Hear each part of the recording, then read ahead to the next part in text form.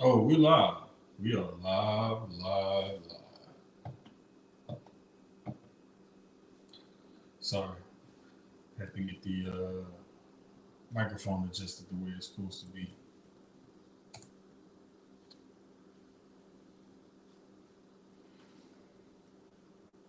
But we're live, waiting on Keyz. This is the pre-show, the show before the show. So, oh crap, I didn't fix my snack.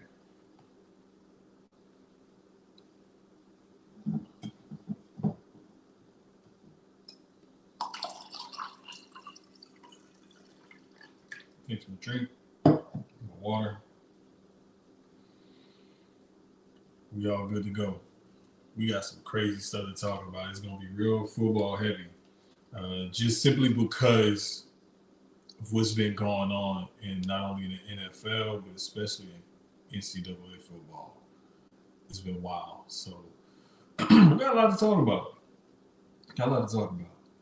Um, been a crazy week.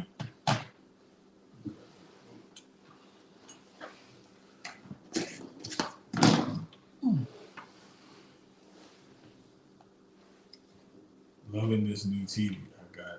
It's an early birthday gift. It's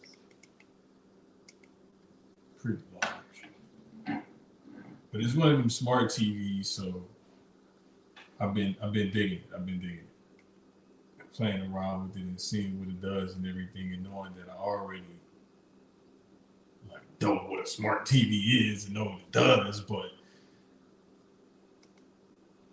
nah, it's just getting used to it because it's a little different. Like when you turn it on, you have to tell it what input to go to every single time. That's annoying. I need to figure out how to just turn it on and have it on whatever input I want it on.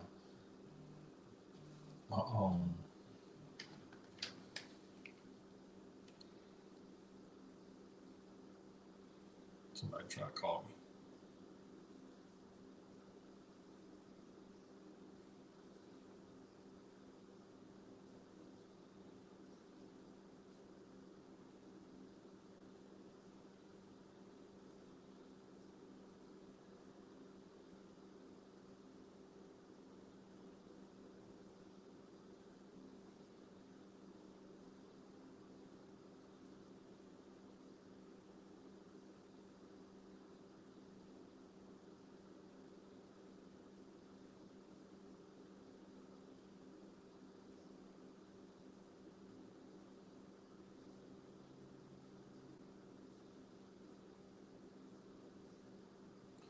Yeah. So kids being kids.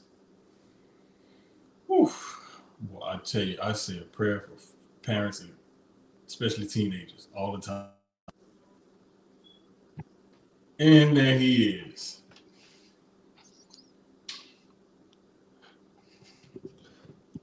What's up, y'all? Man. Bruh. I was sitting here fooling around and stuff, and then I was like, I think I need to put my hoodie on because it's kind of chilly in here. But As then I I was like, came, look, as I I'm came in the room, I said, damn, it's a little cold. Then I realized my pick was upstairs. I ain't feel like going up there, so I had to find a hat. My head looked crazy. So, here we are. yeah, Mm. Great weekend in sports, guys. Glad y'all are here. We man. gon' Look, we it gonna was talk about it. stupid We this gonna talk weekend. about it. I ain't excited about the NFL this week, so y'all ain't getting hype keys. But you getting realistic keys though. But you Oh just my not getting hype gosh, keys. here we Yeah. go. It's not a bad it's not a bad thing, man. It's not a bad thing. Hey Little humble. man, Everybody need a little humble pie, man. hey, but here's the thing though. Like, I kind of figured the 49ers could win that game. I was Me like, the too. 49ers, of course, can win this game. However, the thing was like, um, what will that look like? I did not have it looking like that. We're gonna Oh, talk about it. dang. We're gonna talk about it. My defensive backs are ass. That's all I'm gonna say. Defensive backs are ass. Man, yeah. So normally this is how we like to kick off the show when we do the show. We do a little music, intro, and everything else. So here we go. I have it queued up. I have the thing is on. Look, I'm ready this time. I'm ready for real this time. I even got it turned up to the max. So it's probably gonna come in loud as hell, but here we go. I think I got one this week. Good sir, you do not. That music is low, good sir. I promise you, it sounds like you listening to it in your headphones, and that's it. I'm not lying. I think we have a mishap again this week.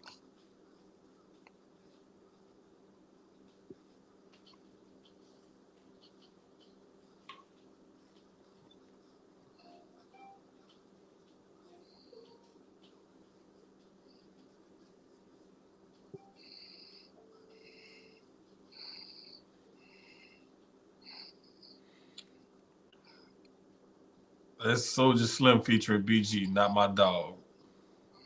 Hold on, let me check here. Hold on. I didn't. What was funny was when Keyz sent me this, he was like, we was like, all right, we're gonna do something new, something old, whatever. We're gonna just switch it up week to week. We may choose to do this, that, a third, blah, blah, blah. Okay, whatever. I was like, all right, cool.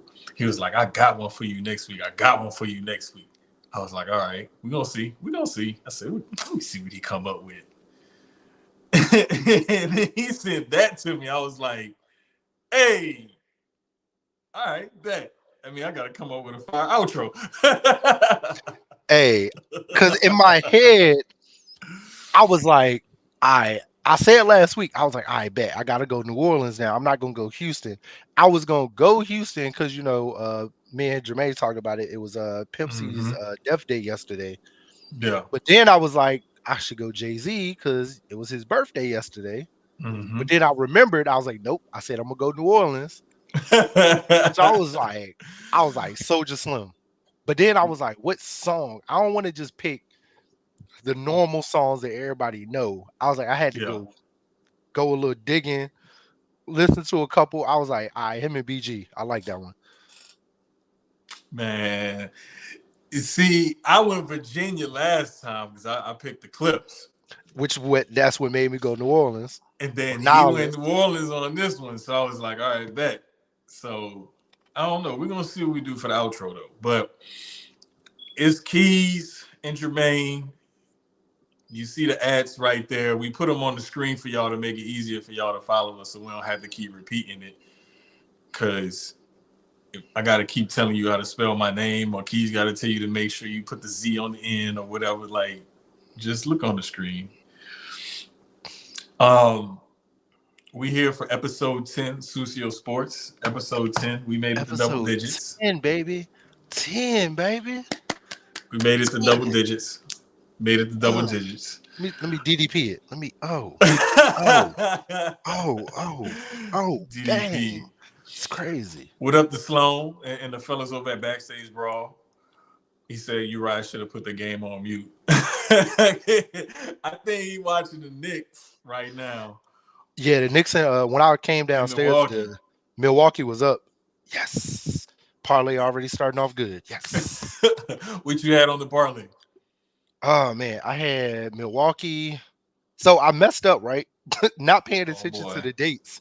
So my parlay is today and tomorrow. Because I didn't look at the Wow. date. I saw all of those games came on tonight. I was like, oh, Uh they lit tonight. huh. So I did two of them though, just because that Phoenix and Laker one can go either way. So I Yeah. did one with Phoenix, one with the Lakers. Same picks going down with everybody else. That was the only game that kind of like threw me off a little. So I just put $1 on each one. Little five, little Yeah, when you something do slight. those parlays, and especially if you have more than like When I do the four, money five, lines, 6 legs, yeah, the you money lines, I don't go too crazy on those ones because NBA so fickle, man. You never the team you think gonna win. I guess they take the night off, or just that other team is just their night. So man, look, like there's been times where um like you see a team like let's say a Golden State who as a team shoots like 35, 36 or some percent from three, right? If they have a night where they're shooting like 25% from three, then you looking at it like, whoa, what the hell? Like that's gonna totally change the course of action right there. Um saying what's up to the one of the interns who just walked in. Um one of the but interns, dude, that's crazy. no, like when those teams have bad shooting nights and stuff, Mhm. like that really throws it all off.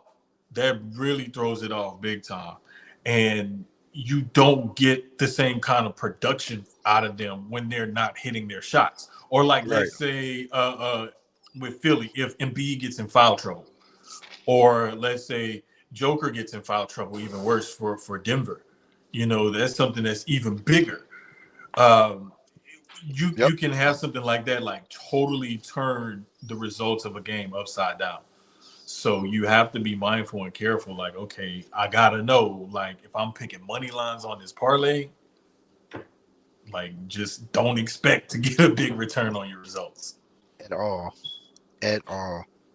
That's why I say I do small numbers. I think one of them I did like 10 cent just to see like if it hit or Hmm. not. I think that 10 cent one was like 110 if I hit.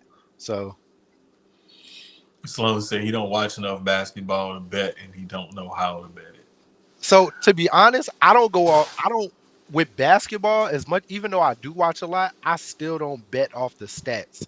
I just do money Hmm. line as far as who's gonna win the game. Football, I go a little more on stats as far as like I go back and kind of look like, all right, this person's been scoring touchdowns 5 games. He's on a 5 game streak. Like if you betting with 49ers, Debo and CMC are usually the two that you can always choose because they're gonna score a touchdown. Like Right. nobody else scores. CMC is gonna run one in. Um, and so is Debo's gonna catch one. Philly's the same way. I know consistently Jalen's gonna run one in. Now, as Hmm. far as receiving, I kind of gotten off of picking AJ and Devontae lately because they've been a little cold. But I always pick Jalen and Swift to at least run one in. So it's just little stuff like that that you just go back and pay attention to. And I'll go back over the last like 3 or 4 weeks, look at the offensive stats, and then go from there. Yeah, and when you're looking at basketball betting too, um, I follow and used to work with a bunch of like pro gamblers and gambling writers and stuff. So I follow those guys. And when people ask me for advice, I don't know exactly what to tell you when it comes to basketball, baseball, like hockey, horse racing, stuff like that. But I know somebody.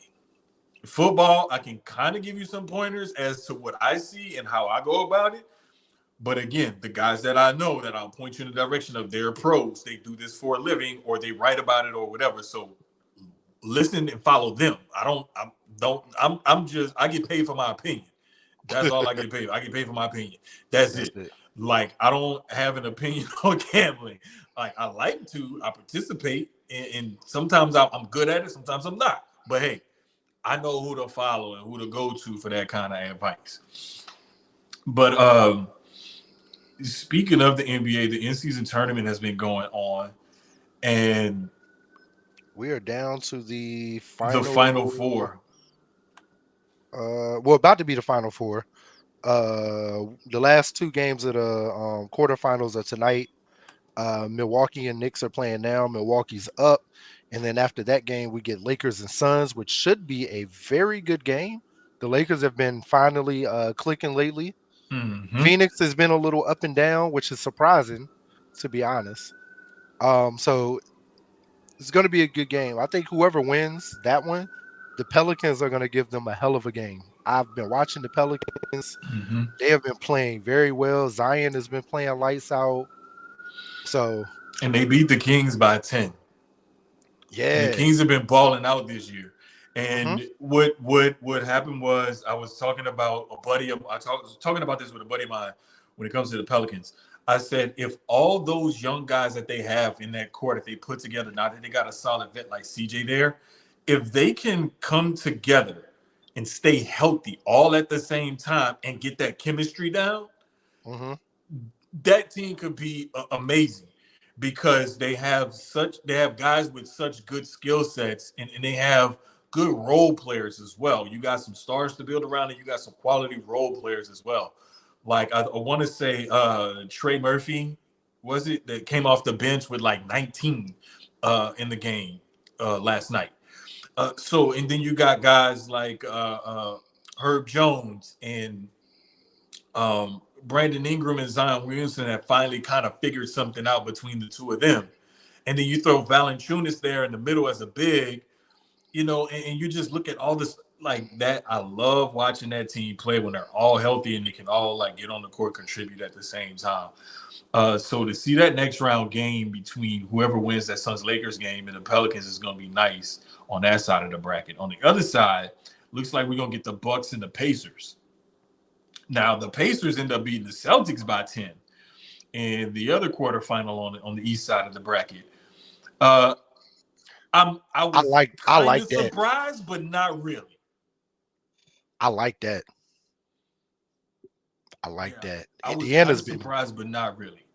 Halliburton has been balling, Lights out this year. I want to say he's balling. averaging like I think it's like 25 and 12 or something crazy like that. But he's been on a whole nother level. Like I want to say some people said he may be up for most improved player this year. I'm sorry, excuse me, Mr. Halliburton. He's averaging 27 and 12 this year.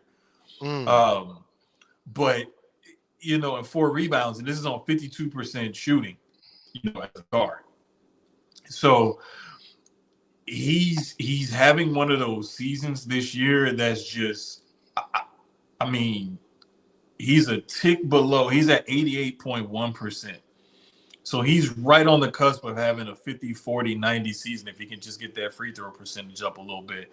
He'll be averaging 25 points, 10 rebounds with a 50, 40, 90 season. I believe there has not been a guy that has averaged those numbers and had a 50, 40, 90 season. I think maybe Harden or Steph did it recently, but I'll have to look it up. But I remember I saw the blurb and I forgot to write it down. But I know nobody has averaged what he's averaging and has put up those kind of shooting percentages. It just doesn't happen. So he's having an MVP type of season. But do we think at this point in time right now, as good of a season as Therese Halliburton is having, is he the front runner for NBA MVP? And I know it's early. I'm just throwing it out there. I'd have to look at. I. It's a good question. I would say yes. I'd say yes, but I'm trying to think like who else is like really. Giannis is Giannis. He's having a Giannis season so far. That's all you can ever say about Giannis, man. It's just he's having a Giannis season. Man, Um, you know, Joker it's really hasn't turned it on yet, in my opinion. Well, no, I feel like Joker's also just having a Joker season. Like the usual suspects are just having their usual seasons right now. So for Halliburton, he's not. This isn't too normal, so that's why it's like he's standing out right now. mhm. But it's like everybody else's numbers are pretty much exactly how they always are. So All that's right. why it's hard to So, say if he's like the front runner or not. It's like he's the standout. I'll say that. all right, I got it pulled up. Here is, and I love basketball reference because they have all sorts of statistics, analytics, and they got the history of it. But they have, and I'm going to give you the list, and I'm going to see what you think about this list. It's the top 10 candidates for MVP Uh-huh. for the 23-24 season right now. Number one, we got Nikola Jokic at 65%. Ooh. Number two, we got Joel Embiid at 12.7%. Number three, we got Shea Gilgeous-Alexander at 8%. SGA really has been balling this season. He Number has. four, we have Therese Halliburton at 5.5%. We have number five is Giannis with 2.6%. Luca with 1.9%. Mm. Jason Tatum 1.4%. Tyrese Maxey 1.1%. Maxey has Kevin, been playing good too. he has. He really has. He He really, ever really since that has. Harden trade, he has Exact. been It's allowed a him to whole blossom different and person. spread his wings. He has. He's been a whole different person. Yeah. And then the last two, rounding out the top 10, KD at 0.9% and Anthony Davis at 0.7%. Why the hell is AD on there? Why the hell is AD there? Does anybody want to tell me that? Anybody in the comments or watching, anybody that comment, do y'all want to tell me why the fuck is AD even in the top 10? Because as a Laker fan, this nigga ain't did nothing all season. Been pissing me the fuck off. Um, I love SGA being in that top 10 though. SGA's been balling his ass off this season so far, and it's been amazing to watch that young man come into his own this season for real. He's taken that leadership role and really turned up. Who's that? Uh Maxi? nah, SGA. Oh, no, no, no. I mean, I think he had that leadership role like Did he have it with maybe, the I think Clippers? he had it. SGA? No, SGA's, he got drafted by the Thunder. I think he just grew into that role because that No, no, team was no. so I thought terrible. SGA got drafted by the Clippers and got traded to the Thunder. He got traded in that Chris Paul trade. Did No. Yes. he? No. Yes. Yes. No. Hold on.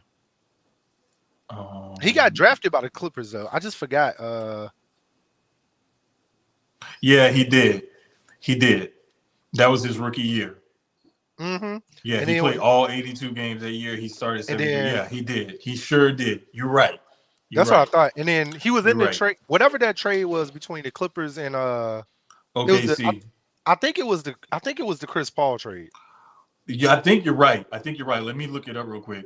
But that Whatever. was But the thing is he grew, to me, I think he grew into that role almost out of necessity.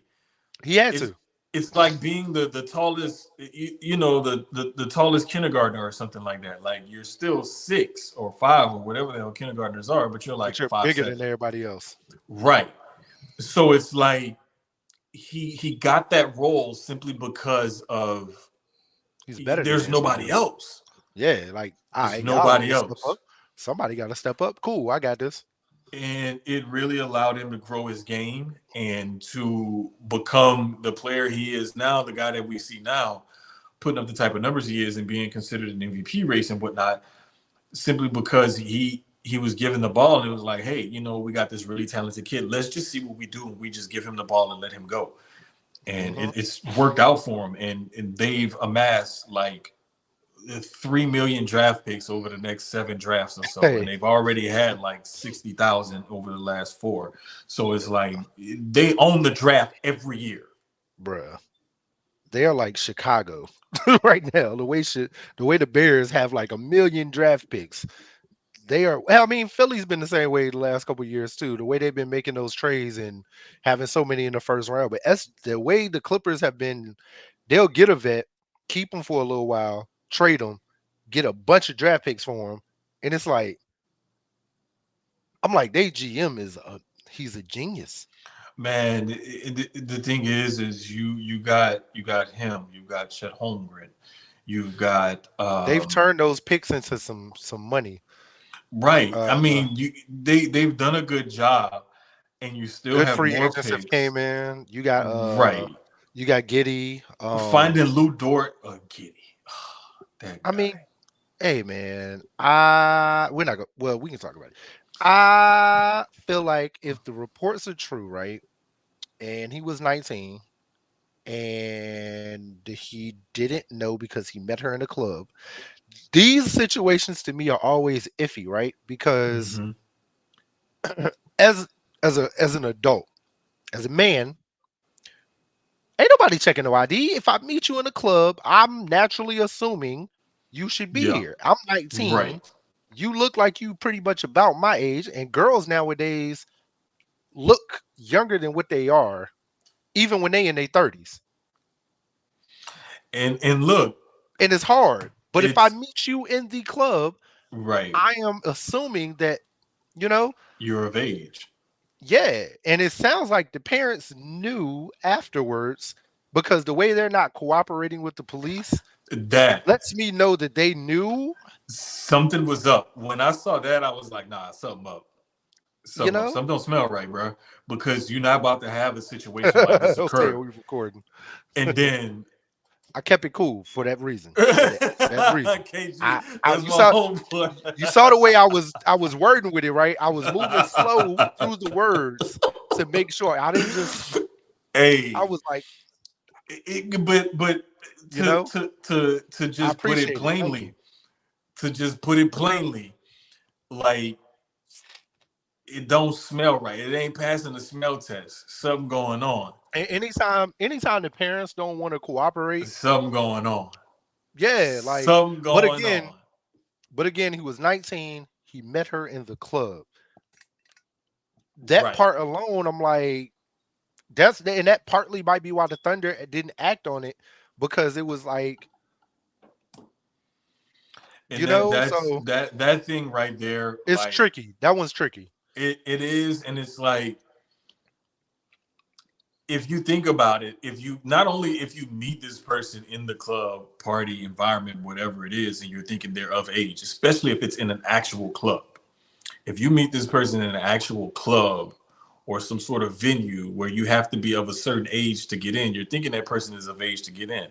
9 times out of 10, if you're out partying and whatnot, you're drinking or under some sort of influence or something, but you're not thinking clearly because you're, getting after it. You doing whatever. You out having fun. Nobody's gonna say, "Hey, I need to see your ID." That is never a question that comes up ever. Like, let's be And real. anybody who really I'm said, and to and me, anybody who sit there and be like, "I ask for ID," no, you don't. and I'm not I'm No, not you I'm don't. not I'm not excusing it. I'm not saying No, that not it's at all. right or nothing Not at like all. that. But I'm just saying the circumstances seem pretty sketchy on both parts.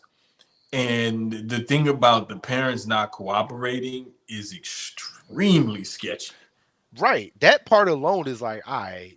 It's one That's thing the police got involved, but then when the police start asking the parents, at first, remember we were talking about it, I was like, okay, I get why they didn't want to because their daughter's young. And a lot of times mm-hmm, parents want to protect their children from the media. The media is scary.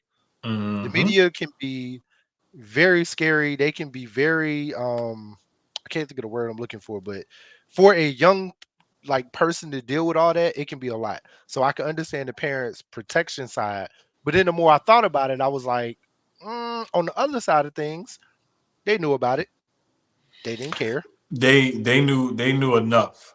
They knew Yeah. something of enough to say that they could have Like, probably hold on. done something about it or whatever. You My know what I'm daughter saying? bagged an NBA player? Hold on now. That's how that go. And I'm not gonna say it Sadly. didn't, but Sadly. it probably is. It probably is simply because there's people that will look at that as an opportunity, not like a teaching moment for your child to say, hey, you're dealing with this, you're going through this, let me teach you something. But they look at that as an opportunity to capitalize on something in somebody in a situation like that. Unfortunately, that's just the way the cookie crumbles. That's what happens. There's nothing you can really do about it. But um, I mean, it puts a damper on an otherwise exciting start to the NBA season.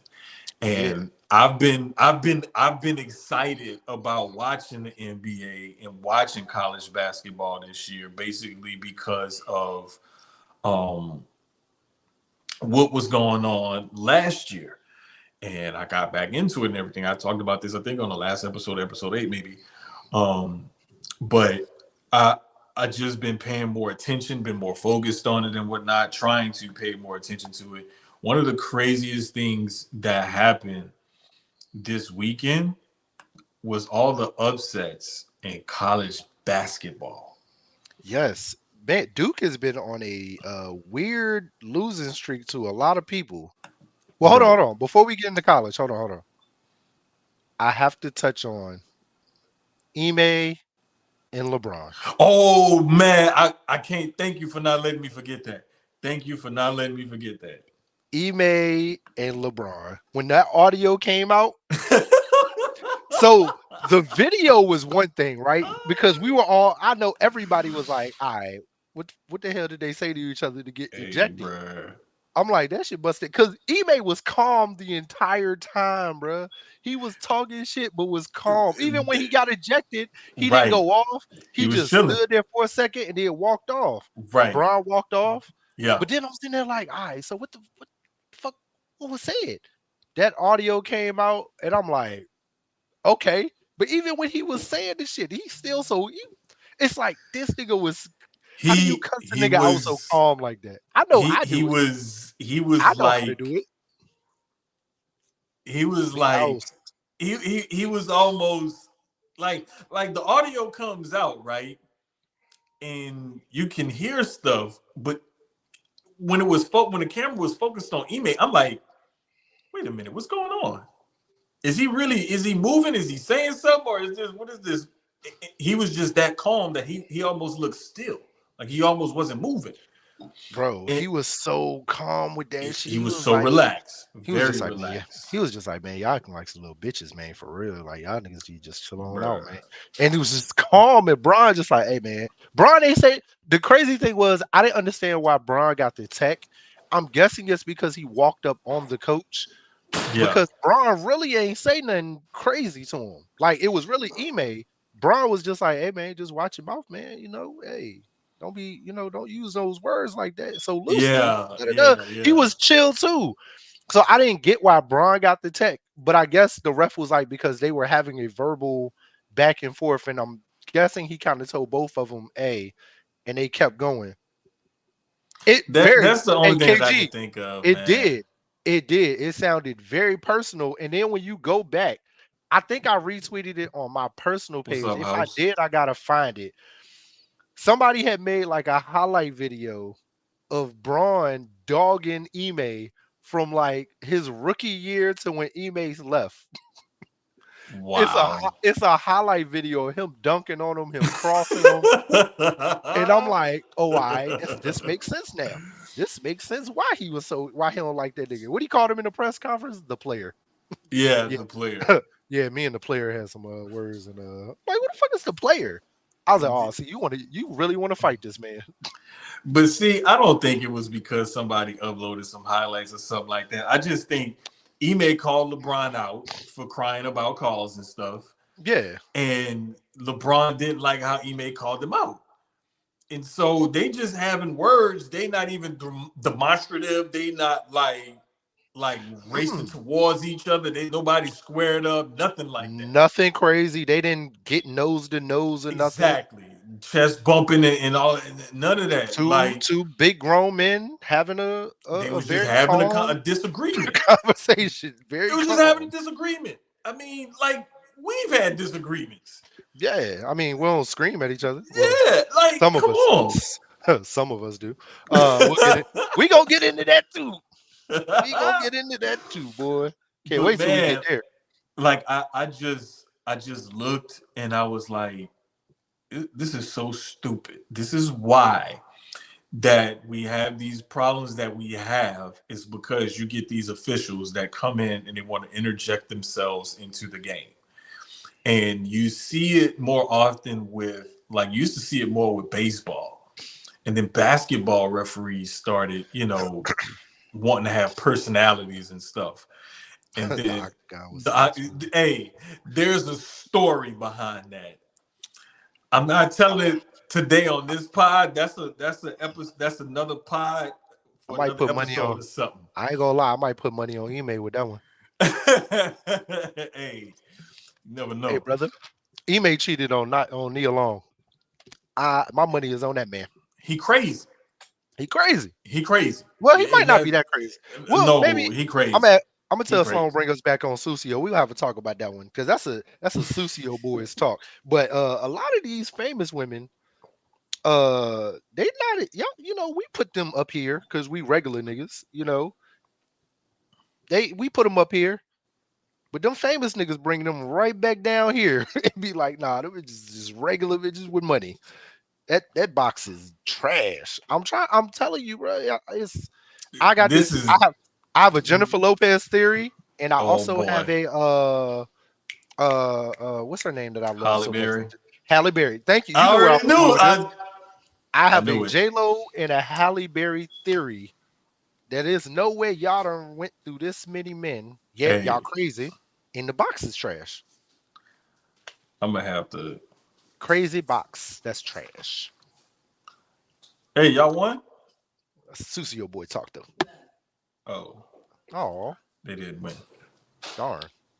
They was they played Chuck Hayes' son's team. Okay. Okay. I gave him a scouting report. I was like, Maddie, look here. Tell him to do this. Defend Dorian Hayes like this. Mm. I checked with my girl's son. I was like, hey, is this, like this? He was like, yeah, he don't like an aggressive defender. I said, see, I knew it from I watching don't him. either. I don't either. Bruh. I don't I'm either. I'm watching him and I'm like, I hate them handsy niggas and the ones that be up. Oh, look, because when they turnover back city. off of him and just spread wide, he'll pull up, and he I'm got gonna a kill nice you. little pull up, right? I'm gonna kill you every time. But when you get up in his face and you get I'm not. physical with him, I am not Steph Curry. you don't like that. KG Yeah, asks Calvin. Calvin no, but I am not Steph Curry. I'm not that. Put your hand right here and I'm gonna make it. Nope. My nah. game is. But look, so looking at basketball and stuff, right? This NBA tournament is going to be interesting, and I think people are starting to feel it now that we've got down to the final, few teams, the final 8 teams now, soon to be 4. I think Mhm. people are starting to feel it, and I think because it kind of gives you that NCAA kind of feel where it's just one and done. It's no I'm starting to series like or it. nothing like that. I'm starting to like it now. It's Yeah, like we said last week. It's just because it's the first year of it. It's yeah. different and it's a little weird. It makes But you feel like I'm what's a going soccer on. fan, It's so taking to get used to it. It's gonna take people to get yeah. used to it. That's all.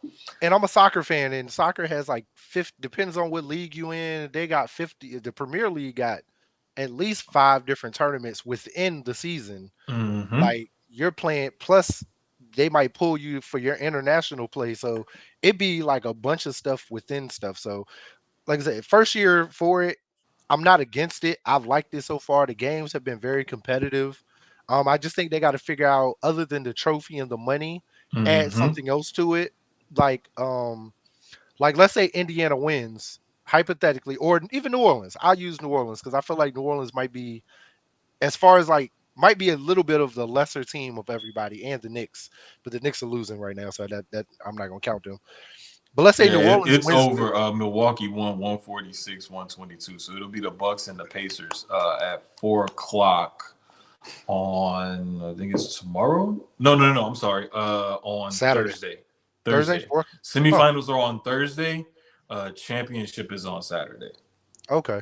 So let's say a team like New Orleans wins, right? But let's say they win that tournament but don't make the playoffs. I feel like going down the line, you get an automatic playoff bid or something like that. No matter, Yeah, like, you're I'm. automatically, you don't have to play in the play-in game, but you're automatically in the tournament. And then whoever wins the play-in game at the end has to play you. Something I like think that, so. maybe. They need to have something where they basically get like a bye or But it something from the but it playoff. Like also they it need to also have makes it something. tricky because let's say a Or Denver wins okay, the okay, tournament. check this out. If you're let's say if you're seated like let's say one of those play-in teams that you do have to play in or whatever or something like that. What about like a home court advantage or something? Like Yeah, something something to like that. sweeten it up in the first round. Something to sweeten it up for that Or team because that I it like the should be trophy and something. I like the trophy and the 500K. I just feel like you need to up that money a little bit more. That's all. If you're gonna do the Well, trophy, because soccer just does trophy and money too. So mhm. you know what I mean. There's no like like for the Premier League, there's no extra seating or anything. It's just you won like the Caribou Cup. You won Yeah. the Caribou Cup in during the season, but it But doesn't you affect also the you also Premier got to League think standing. about it So that half a mil is still really good money, and for the no, it is. majority of the players in the league, that's a They not even lot of some of them money. not even them guys at the end of the bench ain't even getting that. So I want to say, is it 500K per person or is it 500K to the team and they split it between everybody? That nah, was I the one think part I didn't. Uh, we're gonna look that up. But I wanted to real quick just hit on all the upsets of there were God quite a dang few. it, I keep hitting this stupid button, change the voice or whatever on here. But no, the league minimum I is think it one went up. point one. It's not 1.1. It's the first time the minimum salary has exceeded the $1 million mark. So it's 1.1 million for the league minimum. And you got to think about it. Most of those guys on those teams, when the team has a 15-man roster, Mm, are making somewhere around that league minimum, maybe a little bit more than that. So to win that tournament, you basically just got 50% of your yearly salary in a lump sum. So that's I mean it's something it's worth it. I'll say it's worth it for those guys. But real quick to touch on college basketball before we move on to football because we have so much to talk about with football. on both Um, sides. just real quick, we had Marquette, number 3, losing to Wisconsin 75-64. Hmm. We had number 7 Duke losing to unranked Georgia Tech 72-68. And they lost to Arkansas earlier in the week, also, who was Yep. I forgot where Arkansas was ranked at the time, but that one was a shock. I watched that whole game. That was a shock. We had UNC Wilmington unranked beat number 12 Kentucky 80-73. We had unranked Drexel beat number 18 Villanova 57-55. And I think that was the last of the top 25 upsets. So we had quite a few upsets this week, and I mean some crazy upsets, especially that Wisconsin Marquette game 75-64. Like I I knew Marquette still had a good team. I didn't realize how highly ranked they were going into this season. Here's why I'm kind of surprised, but not really surprised that Wisconsin won that game. Wisconsin is one of those teams, one of those programs that always keeps a steady diet of just good, smart, hard-nosed basketball players. Nah, they definitely do. They may not be the most athletic, the most talented, but they're going to be fundamentally sound. They're going to be physical, and they're going to play really, really hard. I think Wisconsin and Indiana usually do. Yeah, yeah, Indiana always has really good guard play. yes, yes. And it's just one of those things that you typically see from teams like that year over year over year, no matter how that program looks or who's coaching it. You just have a certain like makeup. It's almost like the Steelers. You know, the Steelers are going to run the ball. They're going to be physical and they're going to play tough defense. Um, like there's just certain teams like the Lakers have always been a flashy type of team Hmm. going back in the 70s and 60s when they had like Jerry West and Gil Goodrich and people like that. Like there's just certain teams that are associated with like a certain style of play. Hmm. And that's just the way it is in college basketball. Um I don't think there was anything like outrageous that happened on the women's side. Nah, Angel Reese came back. I was about to say Angel Reese is back. And she's hey man, no, let's talk about because we haven't touched on it yet, but I looked at her stats the other day Hmm. and Juju has been I also said she was gonna do this. Juju's been killing it. I I'm want to talking about say she's had a third. I want to say she's only had. I just looked at this the other day because I seen it. I I might be off, and I'm about to look it up, but I think she's only had 2 games where she didn't score 30 points. I believe you're right. Um, Cause she had that graphic that we had just saw that said she was the first woman since it may have been Cheryl Miller in UCLA history or whatever, but they said like she was the first one to score like 30 or more points in 3 of her first 4 games or something like that. and I think like one game she scored 15. I think she scored 30 twice. Then she went 15. Then she went 30 and like the next three. Then she went 26. And then the last one or two has been 30. Like right now, she is averaging 26.8 points, 7.5 rebounds, 3.2 assists, and a 50.4 field goal percentage right now. Damn, that's crazy. Yeah, I'm And she's looking been at it right here. killing it, killing it. One, Um, two, three, I four. She's watched. had 5 30-point games Okay, out of her one, two, out of I think her it was like seven 7. games. That's what I Yeah, thought. Because five one out she of had seven. 26, one she had 15. Yeah. So she's been killing. I watched the USC men play the other day too, and I gotta see how they look once Bronny comes back and like how they work him into that team. hmm Um, they don't look bad. They don't look I bad, but missed the they don't look. Gonzaga game on Saturday. They lost by 13, but I forgot who they um played when I watched. It wasn't the Gonzaga one. no, you may have watched gosh, who was it? Because they showed some of the highlights because I want to say he was at the game or warmed up before the game or whatever. But in that Gonzaga loss, other good guard that they talk about a lot on that same team, Boogie Ellis had 28 and 7 in that Yes. same game. So like he's gonna pretty much establish himself as okay, here I am, I'm the guy, is my team.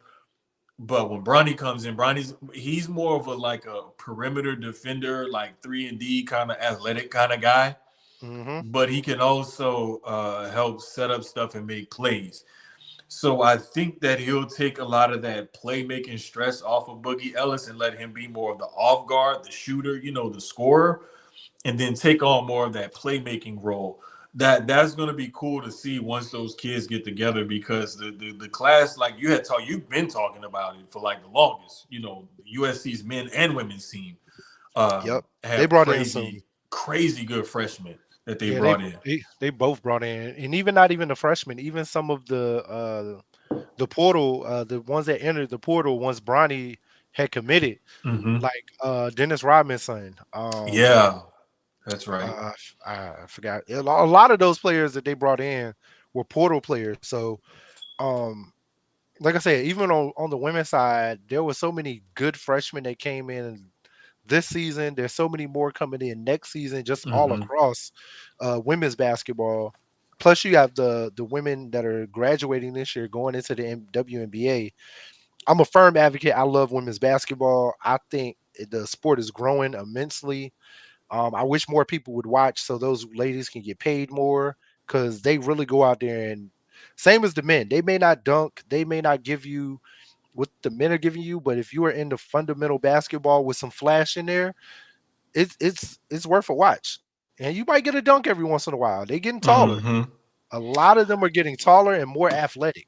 Yeah, there's this one Canadian girl. I can't even She's like remember her name. She's like six. 6'2". Oh no, She's see, I was talking about the other one that's like 6'10. no, not that real tall one. I'm talking about the Okay. one she's like about 6'1", maybe 6'2", but she can dunk with ease, Mm. one, two hands, and she's dunked in games. And I want to say she's dunked on somebody before, high school girl. Um, and it's funny because she's got like the palest skin, like real blonde. Like she almost looks like she's really really skinny too. So she looks almost kind of. I can't even say she looks. She don't remind me of Elena Deladon because Elena Deladon has at least like a little tan, but like She's like she's a like a super pale. like a female Seamus. Yes, with blonde hair, with blonde hair. And I want to say she's Canadian, so it's no wonder why she pale because it's cold up there and they always be inside covered up. But That's true. man, but yeah, she that girl dunks with ease. Like if the next time I come across that video or whatever, I'm gonna have to shoot it to you so you can see it. But yeah, I know I've heard of this other tall one that you were talking about. I can't think of her name off the top of my head, but she's like really tall. I've seen the highlights of her dunking though, Uh-huh. and she's flashy with it too. It ain't like she just tall and just go up there and just like she she Man, see, I thought she was like maybe she like be putting Brittany it down. Griner's height, like 6'7", Nah, 6'8", maybe. So I she's think she taller than taller. that. Yeah, and Damn. Brittany don't be having no flash with it. Yes. Her or No, Candace never really had it flash with it either. It no. was just And the thing little is, rim grazers. yeah, Candace about 6'4". So you think, okay, if she could get up there, she get up there. She probably just gonna be able to dunk it real good. You know, Lisa Leslie type. You know what I'm Yeah, saying? Just enough to show that hey, I can dunk. because that's what Lisa was. Lisa was just a Right, right, right. little rim grazer, nothing crazy. And then you saw Brittany Griner, and it was like, okay, she could do it one or two hands, and it was like, oh, okay, this is kind of cool. Then Candace started doing it. Candace was like, "Oh, I could do And, that and too." then wait, then you start seeing like some of these other girls, and I'm like, wait a minute, like they starting to come with it, like you Yeah, know, man. They start getting a little bounce and start man, windmilling look. and rocking the cradle when they going up. It's gonna be. We start having a women's dunk contest, and this is legit. Or the women dunking with the men. Hey, bro, look, Listen, it's getting crazy, but I just need a woman to dunk over a car like Blake Griffin, and it's a wrap. I don't think we're gonna get that for a while. I don't think we're gonna get that for a while, It's but fine. I got two coming up. I got it. We about to. hey, We are never skipping leg day. Let me tell you, look, listen, leg day is a must. it's It's a important, guys. must. Don't skip leg day. But I don't know. Would you want to hit the NFL or you want to hit college football first? Oh man, let's do NFL because I feel like that's not gonna be as long as college Nah, it won't. football. But we like okay. There was some upsets too in Remember, NFL though. remember Those when I last said when we those talked two about games, when I those talked last about two the games Sunday. Cowboys schedule, and Hmm. I said the Seahawks have a chance to beat the Cowboys. You did, and they almost did it. Look, did they, bruh? And They I'm not gonna escaped with lie, that one. They we got escaped them with in. that one. We got them in 2 weeks. Cowboys this weekend. You hit that button. I swear to God, I saw you when you looked over. Uh, Cowboys this weekend. Seahawks the week after. But the Seahawks play really well. Like DK. Bruh. So Uh, that DK is who I have been wanting since he got to Seattle. He has 6 for He 134 and 3 doesn't touchdowns. show up every week, and I'm like, why? You had Russ Yep. there, you still ain't show up. Now you got Gino, who's not Russ, but still has a really great arm, as we saw Mm-hmm. Sunday. You Mm-hmm. still ain't showing up. Like, what's up, bro? You don't want to be here no more? And if But that's the case, cool. Ask for a trade or a release I, or something. I But will I will be honest if with he you. shows up like that and they get a solid running game, Noah Mm-hmm. Fant shows up, like they have no choice but to win. I'll be honest with you, and I tell my son this all the time because he's a Seahawks fan. He got into the Wow. Seahawks when Legion of Boom and Marshawn and all of See, I that. like Like, them. I was a fan before that with Sean Robinson. When wait, when they had what's his name, Sean Alexander, Sean Alexander, sorry, not Robinson. Matt Hasselbeck Michael Robinson was the fullback. was the fullback, right? And then you Yeah, had damn that receiver. that was He my was like team. 5'10". Doug That was like Baldwin. Doug yeah, Baldwin. that was my second favorite team after I've always been an Eagles fan, Mm-hmm. but I liked that Seahawks team. It was something Yeah. about that Seahawks team I always liked. And Sean Alexander was one of my favorite running backs. So I've always been like a Seattle fan and then also an Eagle fan at the same time. So I it's used the to hate birds. Sean Alexander because he's an Alabama guy and he used to run Ah, all over LSU. So I used to hate. I like there's I a lot of have Alabama guys you hate then, huh? I'm not like some of these sports fans where it's like that sports hate runs so deep to where it evolves from sports hate to like you really like you need to seek help Yeah. because you acting out and this is not good for you. More on that later. But it's like that's a tease because I'm a professional. But like you there's some people just like I'll grow a healthy respect for a person, right? Is that the is Like that the rent? Is that the rent? it's coming. It's coming. Ah, It's coming. But I don't go I ahead. don't know yet. But it's just like some of y'all just be way too wild for me. And I Yeah. can't deal. Like you need to bring it down a little bit. Bring it down a little bit. But one of the other games that really caught my eye this weekend for all the wrong reasons, was the Chargers and the Patriots. Oh yeah. 6-0? Really? This was basically the Padres playing the Red Sox, and the Padres won 6-0. I Six believe Manny zero. Machado hit a 3-run homer. I want to say Fernando Tatis Jr. had a 2-run double, and there was a run scored on a wild pitch, and it was 6-0. Padres over the Red Sox. Bruh, Yeah. That game six was zero. horrible. I thought the Miami Washington one was worse, but it was from a just a game standpoint. 6-0. I'm like, was it a defensive battle for it to be 6-0? Or But just on here's the both thing: sides, when you see the everybody sucked. yeah, but when you see oh, what up, Corey?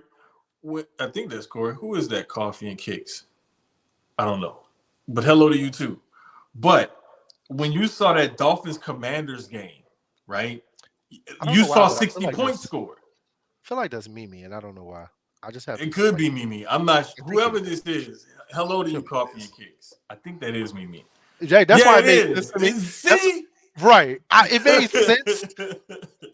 I can't put my finger why that made sense, but I saw the retweet and then Yeah. I was like, Bruh, Mimi. like I'll be forgetting. Like I'll be forgetting all the time. Like I'll be having the reminders for like little stuff and I still forget.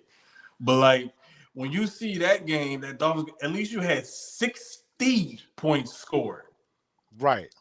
Right. The other game had six. Like, so I didn't watch it. Was it I looked at the highlights with a little bit of highlights there were. Was it a defensive battle Bro, or did the I'm a game just suck? it sucked. I'm gonna Okay. put it to you like this. There was a shocker on Sunday to me too, but we'll There get into that. was there was a I'll touch on it. combined total yards of 498 between the two teams. Oh, that's crazy. Yeah. One team had 148 rushing yards, the other team had 29. One team had 212 passing yards, the other team had 109. So it was like one, we can run the ball, but we can't pass for shit. The other one, we can pass the ball, we We can't can't run for run for shit. shit. That is what you got. And wait, the craziest stat out of all of this in that game that was 6-0. It was a This worse lets you start know this how weekend. bad the offense was. And I can't say it was the defense. I don't know if there was only one turnover all game. One. Well, damn. One. So that's not. Uh, I don't I'm even gonna know. have to go back. Honestly, I'm gonna have to go back and watch that I'm a, whole game or like I think the I am too. truncated version or something, just to see was this bad offense or good defense. So I know on YouTube the NFL always drops like on Sunday, and they usually leave it up. Um, they give you the highlights of the game pretty much. Like Mm-hmm. it'll be like Chargers, Patriots, and then it'll have like the highlights for the most part. But yeah, that one was I don't know. That Jaguars game made me sad though, man. They lost Christian Kirk off the first pass of the game. Bruh. And Freak accident play. It I'm was watching it like crazy. I'm watching it, and as they keep showing the replay, I'm like, what did he do? And then and it won't. It really wasn't that bad because at first the analysts were saying it was when he turned. It was how he turned in the air and landed. Hmm. But I'm like, it didn't even in real time, even in slow motion, it still didn't look that bad. But apparently, it's season Exactly. season ending, and he needed surgery. So Yeah, it was I believe it was a core muscle tear. yeah, If you go back and kind of watch the replay, he runs upfield and it's like he running a quick curl or a comeback route, right?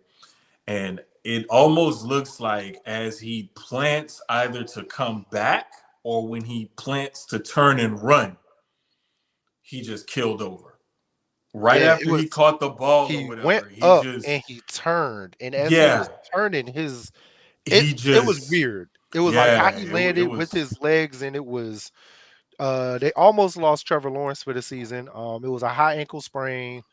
He may miss Sunday, but he actually had this same injury last season and played through it mhm, just fine. So um, that's I good. think he may be a game time decision, but he also I saw those reports today. He probably won't be out too long. So Yeah, it was kind of crazy, man, because his own offensive lineman caused him to get rolled up. yep, Um, Walker Schmidt, I believe is his name. He's a Houston I think it kid. I believe was. he went to Kincaid. But the left tackle, he was. I mean, he was pass blocking. He got pushed into his quarterback. He stepped back, and it's a freak accident. That kind of thing Yeah, just happens. both plays were free accident plays, to be honest. Yeah. So luckily they don't lose their quarterback. They did lose one of their key wide receivers, but the great thing about that offense, they have so many weapons, and Christian Kirk is a huge piece of it. So I don't want to downplay it like, them losing him isn't that major, but it just forces those other receivers to step up. Calvin Ridley's been having a resurgence. Yes. He He's stepped up up for big comeback time. player of the year as well. Yeah, he's been killing it on my fantasy. Thank you, sir. No wonder you mentioned him. No, no, no. That was just the first name that came to my mind, though. But like, because he really has been having a great he, season, and even that game, he had an amazing game after Christian Kirk went down. So, Ingram has stepped up a lot. The run game with Etienne, Etienne has been playing really good too. So, hopefully, like I said, Trevor Lawrence isn't out for too long. Hopefully, he might just miss this week. They do have a couple. They have a key game coming. Every game for them is key from this point going forward. mhm. So Hey, shout out to also Zay Jones who had 5 catches for 78 yards. I knew it was somebody Zay, else on Zay is that the other team. person. Yeah, Zay and so really with Christian coming out, it's really gonna be Zay and Ridley on the outsides. You still got Ingram at tight end, and they're gonna. Hmm. I think they're gonna be fine. Like I said, they still got enough weapons where it's like Christian Kirk going down isn't gonna hurt them. Tank Dell also got hurt this weekend. Houston Man, lost him for the season. Parker Washington was the other receiver, their rookie out of Penn State, who had a good game. Yeah. He reminds me kind of a little bit shorter version of Debo Samuel. Yes, Mimi, we're very serious about fantasy football. Hey, let me tell you something. Um, Playoffs I coming up. be forgetting to set my lineup though. Like this week, I was in Sam's and we was on the live, and Keyz was like, "Hey, don't forget to set y'all lineup." I was like, "Oh yeah, I'm gonna do it," and then I didn't do it. Smoked his But boots last week because he didn't set the line. It's crazy. I I ain't be, even feel good about the win. It's bruh, crazy. it's like I'll be getting in this. I'll be like, "Oh, I gotta set my lineup," and then I'll be going to the store or cooking or watching the games or doing something or whatever, and then like, I'll be like, it'd be like 1:30, and I'll be like, "Oh damn, I forgot to set my lineup." Like my homeboys at work that we even pay to be in that league. I was like, bro, I'm gonna just give you the money because I done screwed it up this season. Like I just give up. I know what I did wrong. Like it Take is my what it $40, is. sir. Just go and You take know, it. like just here, take it. But What what was else the happened game? You Sunday? said there was another shocker this weekend. So before we get to the one I really don't want to talk about, we'll talk about that one last. Because I have good, I have good things to say about the game. I'm not that fan, but Green Bay shocked and beat the Chiefs. That was the Bruh, shocker to me. And I don't that know why one it was a shocker because Green Bay actually they're on a 5 game now winning streak. that but see, and And this I don't is know why that shocked me, but maybe they've because it's the Chiefs. it's I think it's I think people are still having that.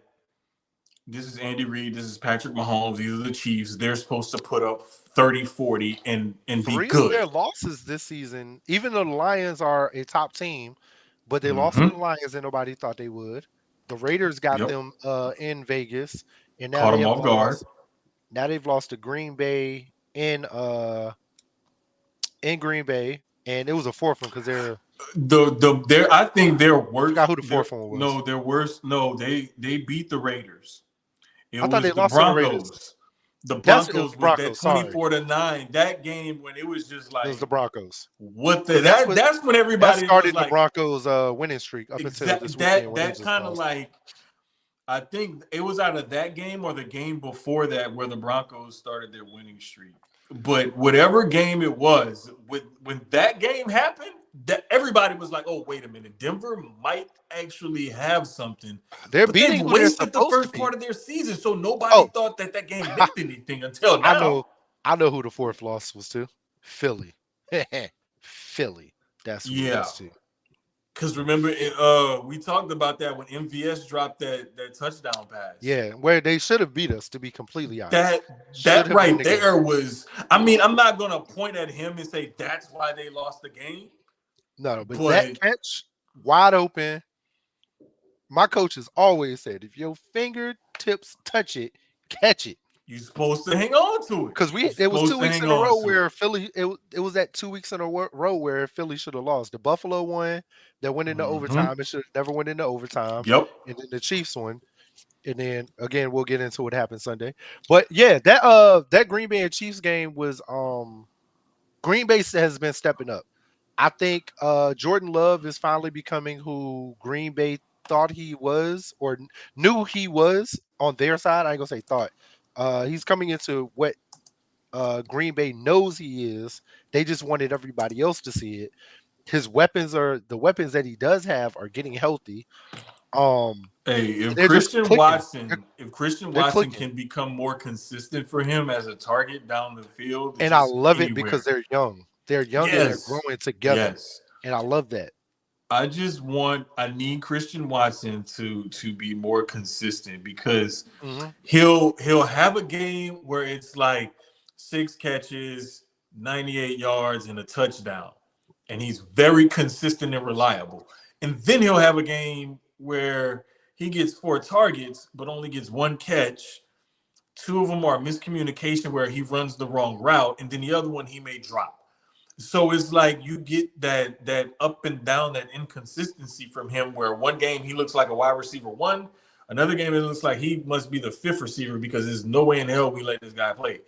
Like he just needs to be more consistent. But Love has actually He's been playing he's amazing. he's been playing really good. And I mean he hasn't like just blown the doors off with Yeah, it's these great still numbers, yeah, but it's he's not like been some Aaron Rodgers who yet, but right. because when Aaron came in, it was Brett Favre who. Like we got that immediately. It was Brett who. You could see from the We don't throws that miss he was Brett. making, like, okay, I think we're gonna be all right. Yeah, definitely. So, I just don't see where um, anybody got that feeling from Jordan Love initially, but I think they're starting to get that feeling. I mean, I would say that the Packers felt it. Um, that's all I say. They felt it. They felt it enough to allow Aaron to walk or trade in a sense. So, Mm-hmm. I don't think it was any other before I get to that last one. Monday night game was a good one. Bengals and Jaggers. I mean, other than the injuries, the game itself was still good. Yeah, Um, Rams Browns was okay. 36-19. it is what Bucks it and is. Panthers was what Puka Nakua got hurt in that game too. The he stud the late round rookie rookie. Yeah, he he did. got hurt in that game. I believe it was a rib injury Hmm. that he got hurt on that game. Cardinals beat the Steelers. Not shocked. I'm not shocked because the I'm not Steelers are shocked so either. I'm They're not so shocked up and either. down. And to be honest, the Cardinals have a good team. They actually have a good team. It's just they When Kyler Murray is on his game right. They are and they can they're get hard that to beat. exactly, and when they They're can hard to get beat. that run game going and he can make plays outside of the pocket off schedule like he's known to do, that's when that team gets more dangerous. And James Conner had 25 for 105 and 2 touchdowns for him. So the fact that Murray only threw for 145 yards and 1 touchdown, it did not matter as much. He didn't need to throw for 350 and 4 scores because the run game carried it for him. Kenny Pickett got hurt in that game, Yep, which he we're did. tallying up. I want to say in the AFC Um, playoff picture, as in the of AFC right North, now, 4 out of the 7 AFC playoff teams are playing with backup quarterbacks or could play with backup the quarterbacks this coming entire Sunday. the AFC North outside of the Ravens is playing with backup quarterbacks right now. Bingo. Bingo. Let's pray for Lamar, okay? Hey, um, Baltimore, wrap him up in bubble wrap right. now. Colts and Titans was a really I watched that. That was actually a really good game. Went down uh field goal winning kick by the Colts. Gardner Minshew. So we haven't talked about this enough, but I even before he had came to Philly, when he was still with Jacksonville, when Minshew Mania was going on and everything, Mm-hmm. I was a fan of Minshew. I was like, yo, this guy has something. Just Jacksonville's not the team because at that time, if you remember, they had like they were drafting quarterbacks like Philly be drafting power forwards every year and Mm-hmm. centers. When the 76ers were like just drafting and drafting. But the Jaguars were doing the same. They just every year they were just grabbing quarterbacks. And Gardner was supposed to be in the future, and then I think that was right. Who did they get right before Trevor Lawrence? It was a guy that they ended up sending to San Fran.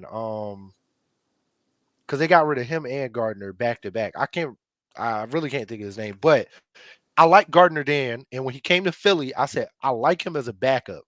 I love it because at the time Carson kept getting hurt, and I was like, and this is before we had got because we brought Gardner in twice. But I've always been a fan of Gardner. I've watched him and I like his game. He's a game manager. He's definitely not a I don't know. This season he showed that he can be a starter. That he still can be a starter in the league. I think he's good for the Colts. Of course, they still have their future with their rookie quarterback who's hurt right now, done for the Mm-hmm. season.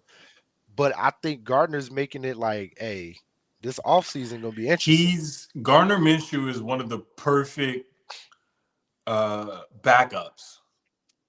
He because he's not gonna He's come always in ready. right. He's always ready. He's reliable. Availability is your best ability, as they like to say.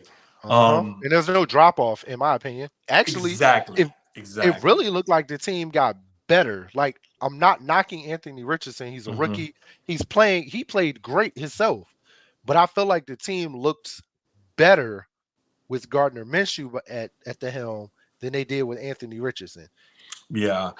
And I like Uh, Richardson. I told y'all I like when we were going into the draft and we were talking about it. I thought Richardson was the steal of the draft, in my opinion. And the Colts, I think by the Colts, him going to the Colts, it was perfect because it I was think either that them or they'll be able to Seattle. figure out something to do with him. Dre says Jordan Love doesn't trust Christian Watson.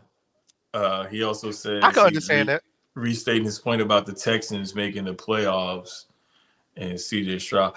Like I told him, he said CJ Stroud for rookie of the year, but when you look at the MVP race, Stroud is actually like I want to say top 5 or 6 betting Hmm. favorites to win the MVP. Yep, So he rookie could of the pull year both. is like it's pretty much his offensive rookie Yeah, of the year.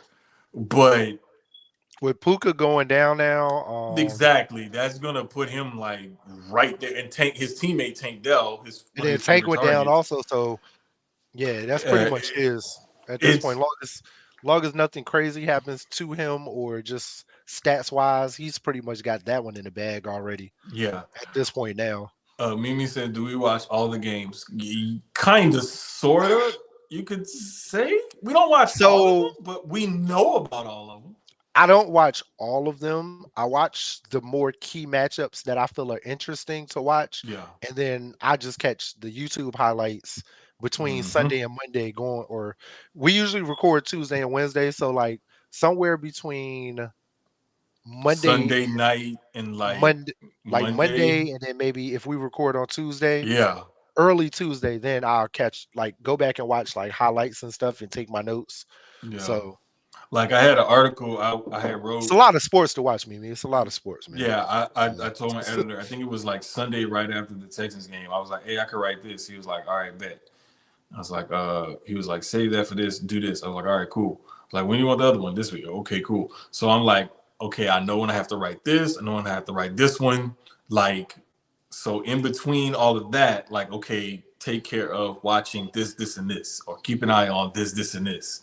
And it's like you just gotta make time for it, make a schedule. And a lot of the times it's sacrifice. You sacrificing yeah. time and this and that to keep up with everything because but like they say, if you do something you love, you're really not working. So we just And trying to put that into practice. luckily, my kids like sports because Hmm. they'll, and they're also young enough where they just sit with me and watch whatever I'm watching day to Tetris, day. yes. Tetris with time, yes. So, who else? It Who else? Before I get to that um game, I don't want to talk about Falcons and Jets. That went bro, you kind of keep putting by it the. off. Let's just Nope, I nope. mean just Lions and peel the Saints. scab off, dog. Nope. Just peel the Lions and scab off. Saints. I knew the Lions would win that one. All right, we talked about it. Oh, Dolphins and Commanders. Dolphins went. Dolphins said it looked like a home game up in Washington. I think Hmm. everybody's game looks like a home game in Washington. So, all right, let's talk about it. All right, the Eagles, we sucked. We sucked, man. 49ers did exactly what they were supposed to do. And we talked about this. I said, Yep. you're not nobody's going undefeated. Like it's hard. It's the hardest thing to do in football. I mean, basketball is hard too, but it is the hardest but almost easiest thing to do in football is to go undefeated. We're still having an amazing season, 10-2. Um Still number 1 in the NFL after losing. Our D-backs just couldn't tackle. They could not tackle. They couldn't tackle nothing. Bruh, The it was linebackers couldn't it was tackle. crazy. It was Debo was crazy. just running through tackles. Like they were playing flag football. That's what it looked like. Cause Debo, they were like, he just CMC, Ayuk. It was like what the and it was good until the second half. It was very close in the first half. Yeah, it Um, was 14-6 at halftime. yeah, it It won't was bad. Like looking like because I'm looking and at this usually we game. suck in the first half. That's us all season. And Brandon Graham said something on Twitter. He had a quote, and he was, I don't want to, I don't know it word for word, but it was just pretty much like we have been getting by all season, and it finally caught up to us. We finally Hmm. and that's the what he said was perfect because, and we've talked about this. We should have lost the Chiefs game. We should have lost the Bills game, the Dallas game. It's been a couple more where we should have honestly lost, and we've just been getting by on luck, and luck finally ran out. And this And I think we needed that. You needed that humble pie. Sometimes you in a fight, sometimes you got to get punched in the mouth. Sometimes you have to get just punched in the mouth, and that's what happened to us. The here, 49ers well punched us in the here's mouth, and here's they owed another us one. thing. They owed us Here, one from the NFC Championship last year. So, here's another thing too. congrats for your regular season win. It Here's don't count. another thing. I have been saying the same thing about Georgia all season long. And Dre, I know if you're still listening or watching, I know you don't want to hear this, and I know Oh, I I've been missed it. saying it, It was but Blake Bortles also. That was the quarterback that was there with Minshew that got sent to yes, the 49ers. It was yes, Blake Bortles. They drafted yes, him, and then Minshew went to the back burner because they swore Blake Bortles was going to be. but I can't remember the sequence of events or whatever. I know I want to say he came and took over for Bortles. Bortles got hurt. Bortles was the guy. Bortles got hurt. Minshew came in, and when Bortles got healthy, they put Bortles back in. I'm okay with the Georgia loss. Ain't gonna rage. We ain't getting there yet, man. God, we we keep teasing we it, not but there yet. chill. Let me get But through this like, crying. I'm crying here's right the thing with this game though. Like we kept saying, Philly has flaws, and now. even Yep. though they still have the best record, like they need to We're not shore the up those and I said, flaws, and I was or very else honest they're by gonna get saying got. And like you said, they got. The it team was our came in time. with a game plan, and they executed that game plan. They played to their Now strengths, and their strengths were, basically let's take advantage of the Eagles' weaknesses, and it just merged into 1 point, and then you get 42-19. now But I feel bad for Dallas. I really do. I think, and I like Dallas. I ain't gonna say I like that. I don't.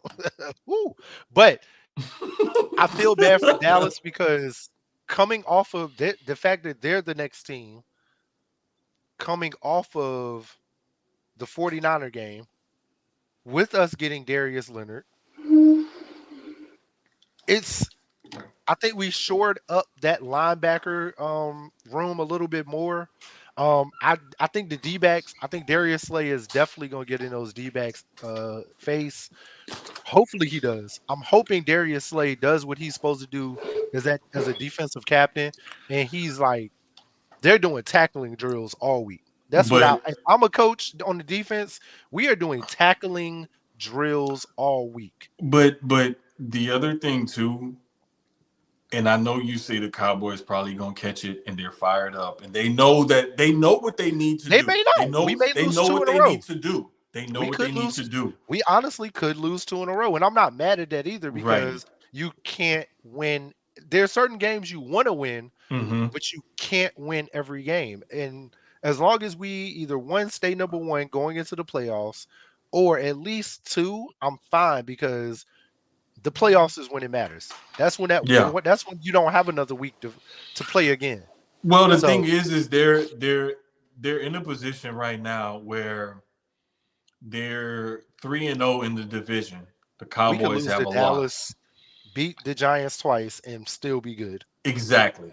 So you want to make sure you stay at least a game ahead of them in the conference. And right And now, I don't see us conference losing. I don't see Eagles us are losing six to the and one in the Giants. conference. Cowboys are 6-3 in the conference. And the rest of our games are all conference games.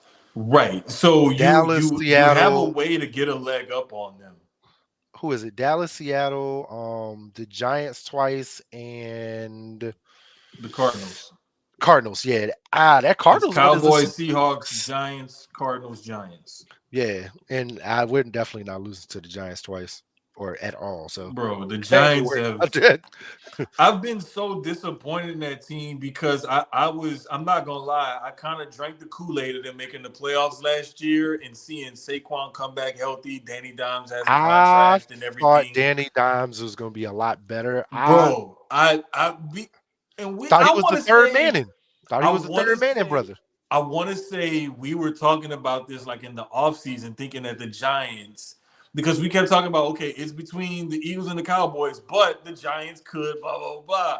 If the It's enemy gets that Washington. offense going, they could blah blah blah with Sweat and Young and I'm gonna be honest. It's looking like the enemy is either about to take over for Rivera because I don't think Rivera is going to be there past this season. I don't think so But either. also, I've seen the little stuff where the Bears are like, "Hey, the enemy, hey, big head, what you doing?" Exactly, and that's what's so crazy about this is that He's they're gonna get that openly head coach. like Like considering another it's like, coach. They ain't even but hold fired on. their But current the crazy thing is though, he's up in Kansas City, and that offense is amazing every year. And yeah, he gets the interviews, Mm-hmm. but no job. But now he go to Washington, and the offense has been better. It's been a lot better. So I guess that's why because he went somewhere else, and it's like, it won't Andy Reid. Maybe it really was Eric, because the Washington offense has looked good. They don't have the best record overall because of the defense, Mm-hmm. but offensively they have looked better. The run game, The receivers, Dotson has been playing good. Scary Terry, Sam Howell has been looking great. So it's like, okay, maybe Eric really is a genius. So now he's getting those looks now, like, all right, well, maybe we really do need to make him a head coach now. But it's like Yeah. he should have been one. He Well, should have been one like 3 seasons ago. Hell, I wanted him to come to Philly before we got who we got. Sirianni. Yeah, I like Sirianni though, and I'm glad But he didn't. But here's the thing: from what I know of people that I trust that talk about the process and whatnot, they said it wasn't necessarily all the old, uh, like the 89, 90, 91, whatever, when he was at Colorado with his sexual assault allegations. It wasn't anything legal from his past. It's been more about the interview process and stuff like that. And also the perception that it's Andy Reid behind that Chiefs offense, not necessarily Eric Bieniemy. So what's happened is that because he was supposed to get the Houston job it was he between he wasn't. before D'Amico, not I put this it to season, you but like even this: before. I remember. he wasn't even. I don't even think he interviewed, because at one point they had, for one of the coaching hires recently, I know they had like a firm or something, and then for some other ones they've had like just Casario and the McNairs huddling up and seeing what they're going to do. Mhm. And it wasn't Bieniemy. It was actually Brian Flores was one that they were going to look at, but then he started suing everybody, and they were like, "Gotta back off of that." And you know the NFL is that fraternity. Those the owners are in a fraternity. Yep. It's a good old boys club. We know how to go. And they kind of went a different direction, but I like the D'Amico hire though. The D'Amico hire was perfect for them. D'Amico Perfect. is, and I think I Perfect. wrote this last week or maybe week before last, but I did write something about him being the coach of the year candidate going away. Like, I was just about to say, yeah, I think was that that is last week? pretty wrapped up as in his. I think this was Um, last week. Let me look for it right quick. But yeah, seeing I'm because I just saw seeing the it. Panthers. Panthers are thinking about in the offseason, they're looking at Kellen Moore with the That Chargers, article came out yesterday. which I don't know about that one. I don't know about Kellen Moore head coach wise. I need to see him as a coordinator maybe another year with the Chargers before Mm-hmm. he Bro, because I I'd don't be think writing he stuff and be forgetting that I wrote it. I swear, because I was looking for the D'Amico article and I saw this other one. I couldn't remember when it went.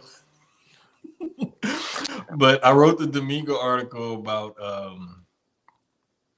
what he's building with the Texans. It was November 25th. okay. I I couldn't like what remember he's when. doing. This is year one, and I mean CJ came in gunning. They'll get Tank Dell back. Hopefully at a good point next in the off season to be ready for the season. The run game the run game is looking good. It's starting to Defense look is look. better I like the because NFC South right now. Eh, they're giving It's Singletary the ball more in his zone run scheme. And I think Tennessee is Pierce is in starting to pick rebuild. up That's on the it. only thing. Mm-hmm. That's the only thing. Tennessee is in rebuild, but I mean all of them are. I ain't gonna say but they're in rebuild They're in because different state. Like the Jags are like, the Jags are okay, there. we're just about finished. We just have to like paint, and that's it. The Houston, Texans are like, we got a little more work to do, but we're further along than we thought. right? The Colts are It like, we got work to do, but we got this one major component. It's I on think back order now. I think Colts have work to do on the defense. They Offensively, I think they got everything. They got the quarterback. They need to work on the honestly, O line. I think They got the they running back. have I think they have work to do on both sides I think it's more the because O line on the other side though. They got the receivers. I think it's I don't know. I'm gonna have to watch them more I closely like I without like Anthony Michael Pittman. Richardson again. Right, because I like Michael Pittman. I like the running game. Jonathan Taylor is a dog, of course. Okay, It's but that outside it's of that Pittman, O who are line. your receiving threats? Don't quote me because I'm not a Colts fan, but I can tell you. Hold on, let's That look. that the thing is that's the one thing where I think Indy needs some help. I think Pittman is solid, but I don't think he's a wide receiver Okay. one. I wouldn't consider him a wide Um. receiver one. So they got Pittman. They got Josh Downs, who's been playing really well.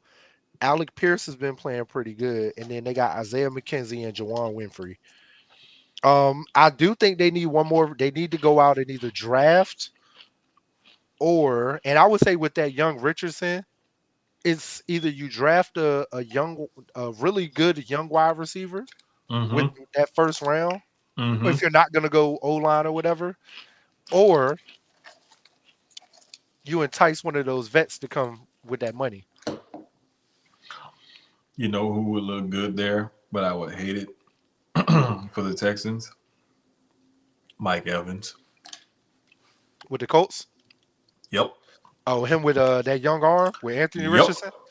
Yeah, Yep. And ten and wait, on top thousand of that, yard seasons. on top of that, think about him and Pittman as the wide receivers blocking on the outside for Jonathan Taylor.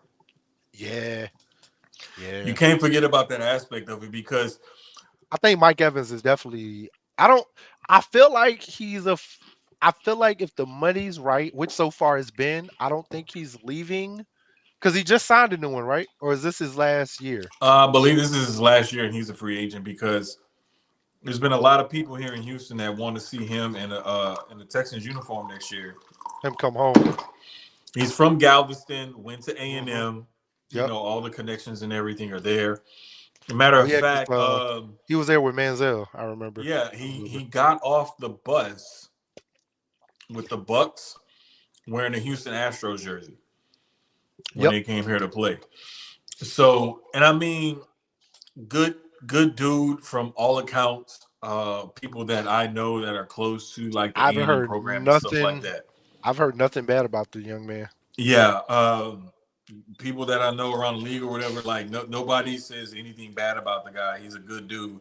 I personally don't like him as a Saints fan because of the shit he likes to talk to Marshawn Lattimore, and Marshawn Lattimore has been proven to shut his ass down. So it is what it is. I take my fandom out of it. And I would say I would love to see him here in a Texans uniform, but he would also look good in a Colts uniform. And like I said, I mainly see that because that would give Anthony Richardson two big boy targets on the outside. Plus, Jonathan Taylor would get another big blocker on the outside. And you do not get big run plays unless your wide receivers are blocking for you on I the gotta look outside up and down the field. I gotta look up DK's contract, but I don't think DK is staying in Seattle too much longer. Mm-hmm. Let me see. Oh, I'm about to mess with my daughter. What is it? Hey, Maddie. So you're a Cardinals fan, right? Um, if the Cardinals get a top pick, She said do maybe. you think they draft Caleb Williams or do you think they draft like Marvin Harrison Jr. to help out Kyler Murray? Oh, you don't. Oh, wow. What she say? They're most definitely taking Caleb Williams because K1 got She says K1 has to go. They need to take Caleb Williams. Mind you, she Ah, literally asked for a Kyler Murray jersey for Christmas like 2 years ago. 2 years ago, I understand that, It's in her closet right but now. I understand that 2 years ago. Was it the black one? Did she I get the think I black one? think it was the black one, bro. I Great think it choice. was the Great black choice. one. Great choice. Great choice. Who else on Look, that team? Who else on that team jersey you gonna buy? Chandler Jones can get out of there, they're gonna find a way to get rid of but I mean, Chandler Jones went crazy though. Like he Yeah. needed to get help. He needed to get help. Yeah.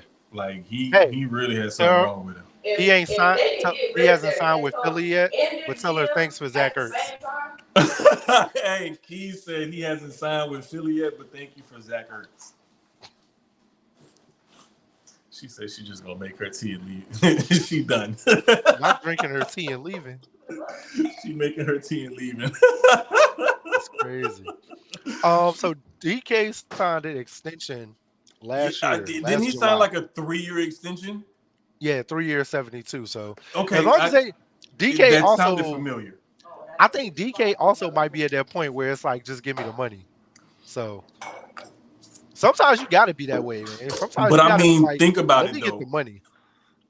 When I want to say, who I'm was gonna it get my stats. that first set that market at like that 20 million mark? I can't remember the wide receiver, but when that 20 million mark got breached, oh, the interns are allowed. Yes, they are allowed. Sloan. I was actually talking to her, asking her something. Now she fixing her tea before she go to bed. But no, like they once they breached 20, I was like 25 ain't gonna be that far out. Nah. And then you started seeing when I saw Tyreek get 30, I was like, it's up from here Tyreek with wide is receivers. Because now they're all you're going to get guys that are like technically a wide receiver 2 that are going to get paid like a wide receiver 1.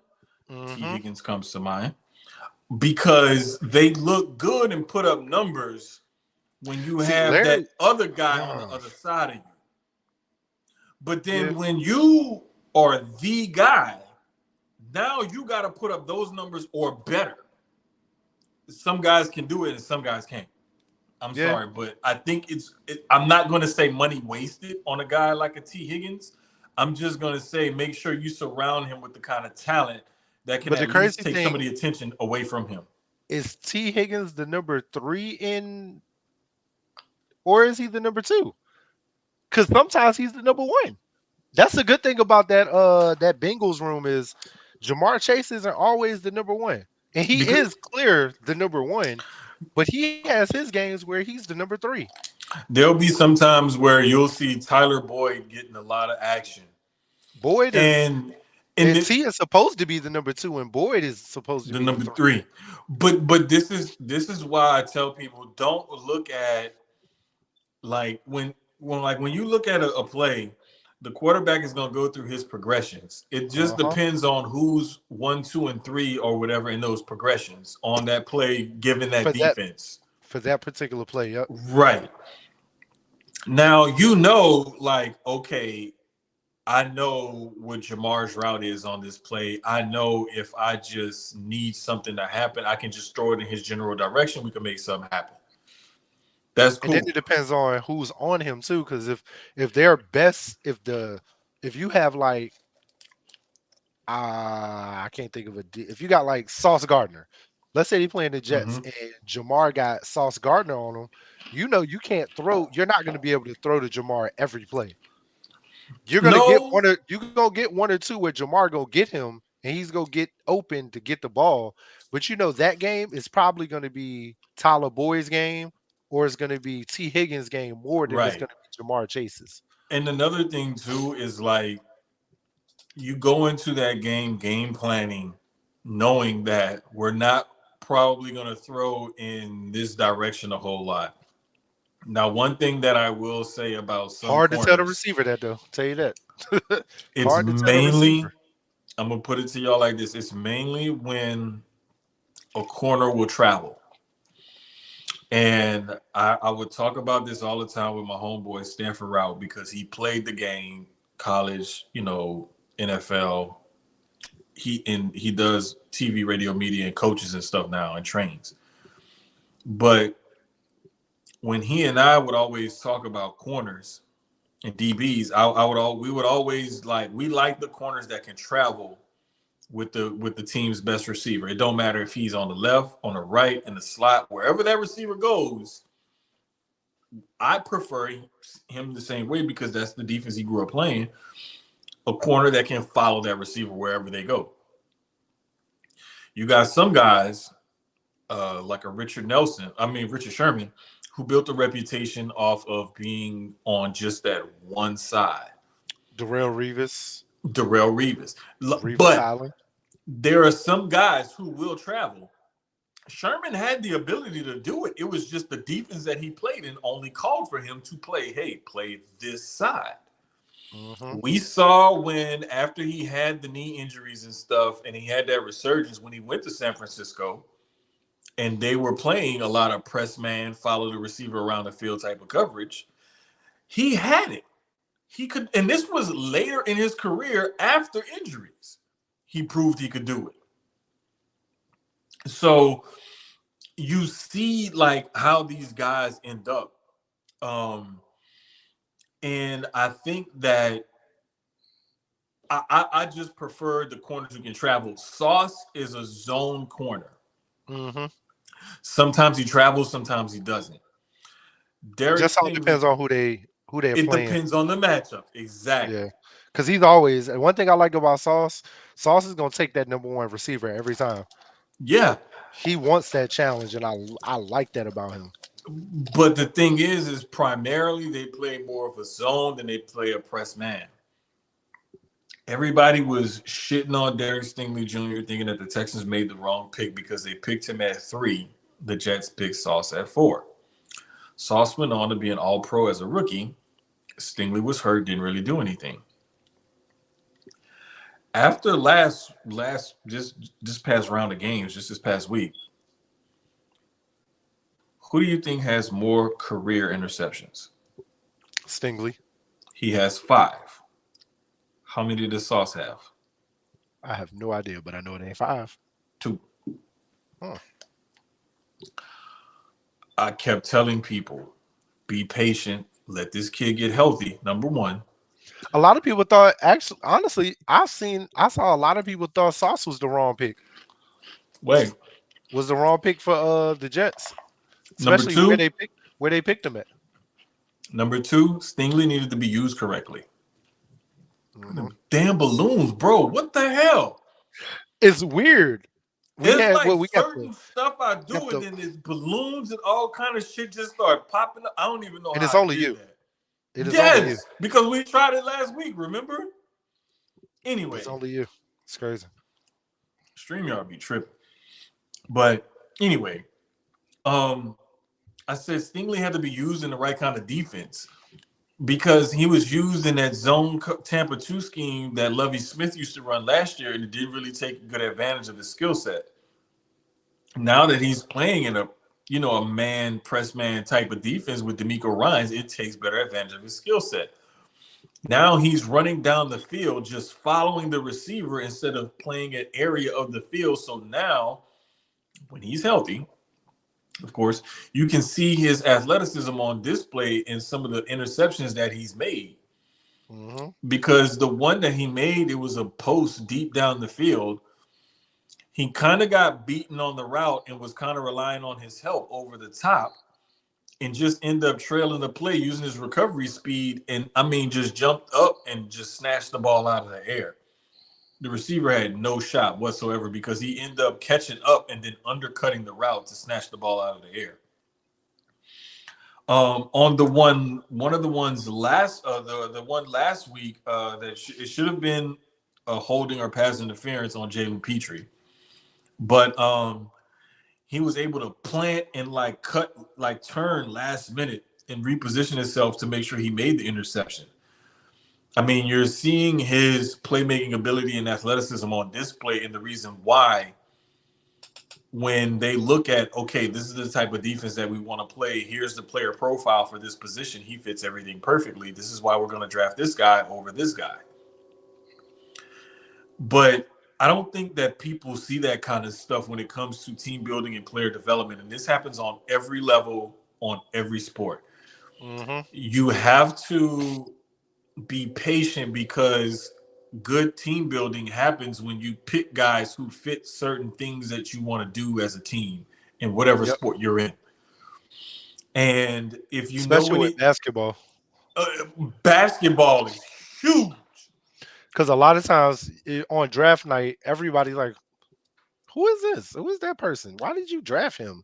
And Um, then down the line, they turn into, a really good player. Because especially the overseas foreign players, when you're not hip about them because you don't watch foreign basketball or you yep, don't watch the Olympics or anything like that, yep. your team, San Antonio, did that for years and turned into some really great international players. Manu Ginobili, Boris Diaw. Oh gosh, they had Parker. another Tony Parker, of course. Yeah.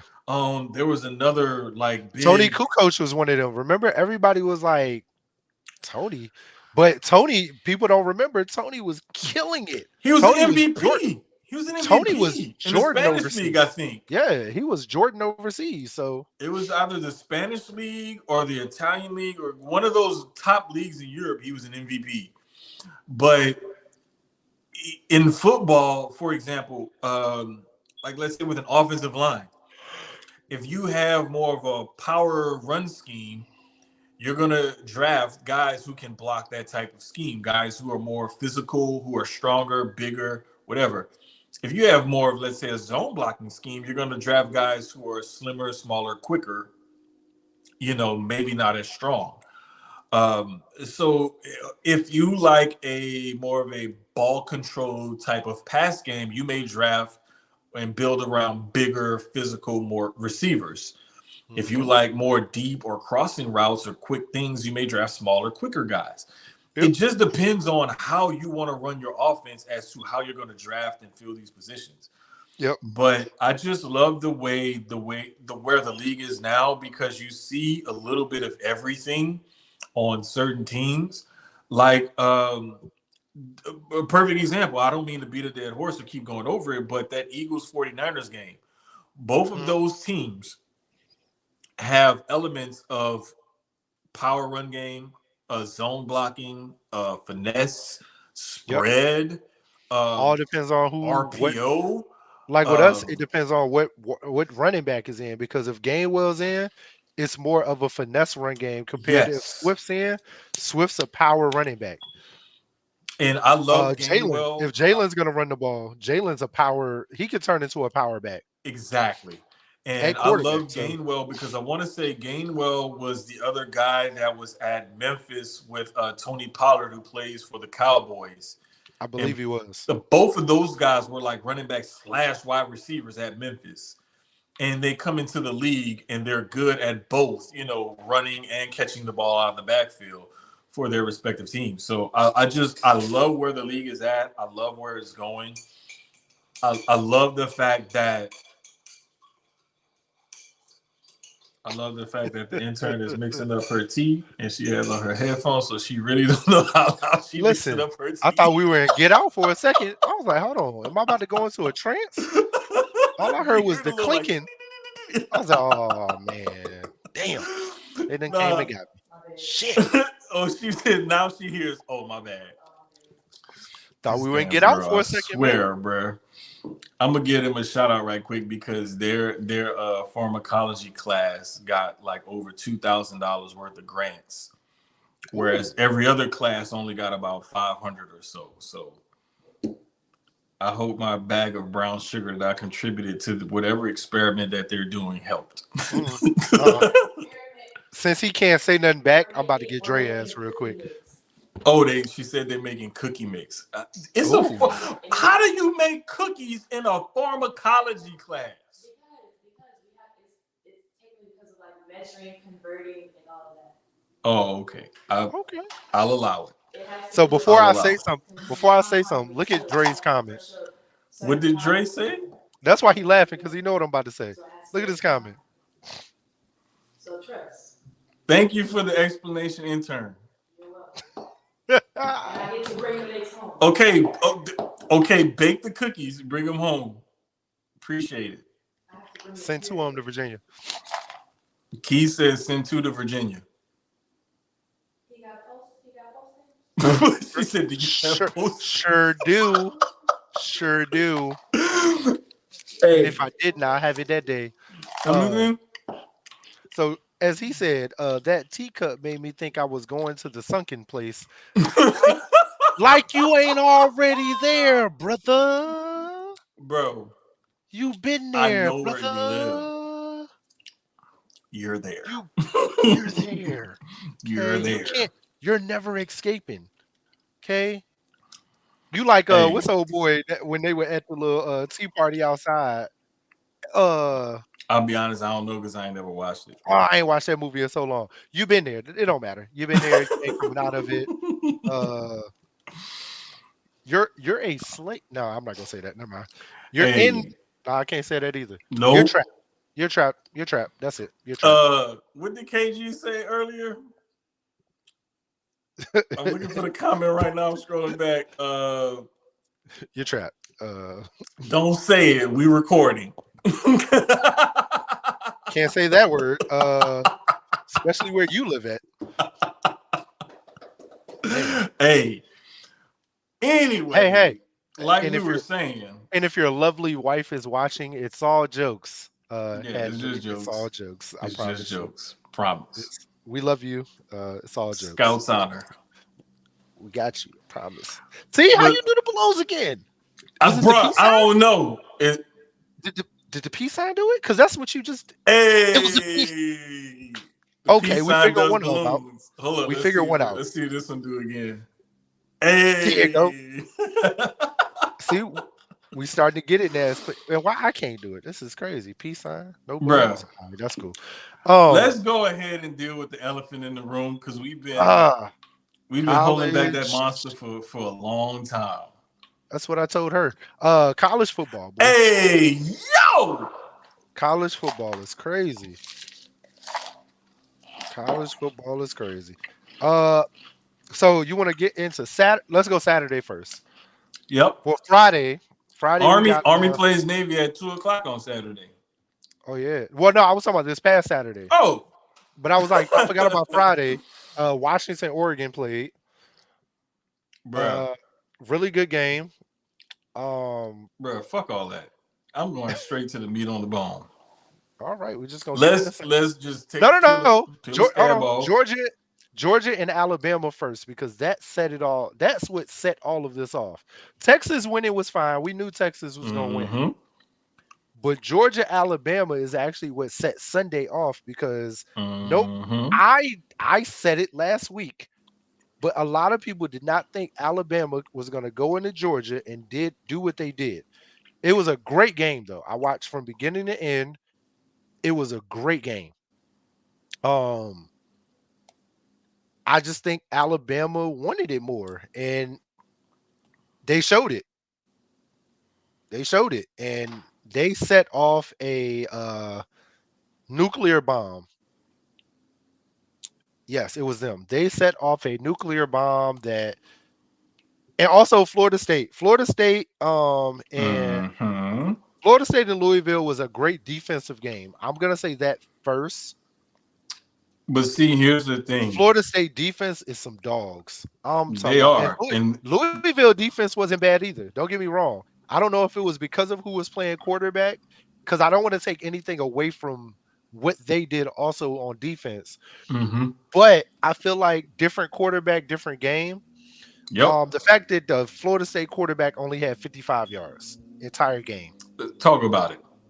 I think, and everybody hates to say it, and I agree with a lot of what the analysts have been saying. It does not matter who is at quarterback.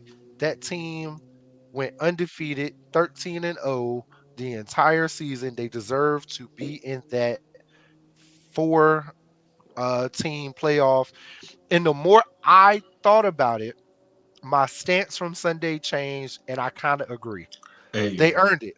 It's not about one player because that's showing Mm-hmm. that, and I get what was said also. It's showing that one player makes the team, and I don't think that's the case when that defense plays the way they play. I feel like they should have been there. I do. Hey, what have I been calling for the last few weeks? Chaos, and that's what we got. Chaos. I mean, we got to work on this audio.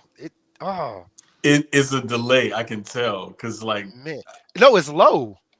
oh, Yeah, because my the music bad. was low. I was trying to tell you the music was low too when you played it. Let me see.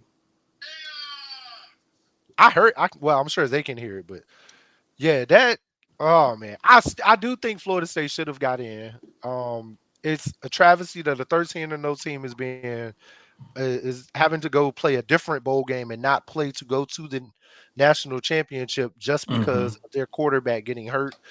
I think it says I think the committee got it wrong. And it took me a while. After, like I said, initially I didn't. I don't have the same outrage as the fans do. I'm gonna take an It, email. I'm gonna go email. I'm not gonna name no names. I'm gonna say the fans. Uh, I'm gonna say the fans. But I get why they're upset. Your team goes 13-0, and regardless of who the quarterback is, regardless of the quarterback being hurt, that team earned that. And to take it away from that team, I hate it for them. Like it sucks. It really does. Luckily, next year, we're going to a 12 team, and hope we'll probably have the same chaos because a lot of those teams from the Pac-12 are now going into the Big Ten, the Big East, um, well, not the Big East, the Big East. Well, is the Big East still around in yeah, football? Okay. yeah, Going into the SEC, you got Texas going over to the SEC. I like that they're going to 12 just because with all of those good teams from those conferences coming into these power conferences, now you're going to get a lot more one loss, two loss teams. I don't think you're going to, I honestly don't think you're going to get an undefeated team anymore. This might be the eight, and it could be Florida State could do it again, possibly, but or some other team in a lower conference like that. But in those bigger conferences, you're not going to get an undefeated team anymore because there's more competition coming in now. yeah, definitely. But for this year, chaos. It was just utter chaos. It was and I love it. I I got love it. I got Texas Bama in the championship though. I got Hey, Texas winning. bruh, I got Texas beating that would Bama twice.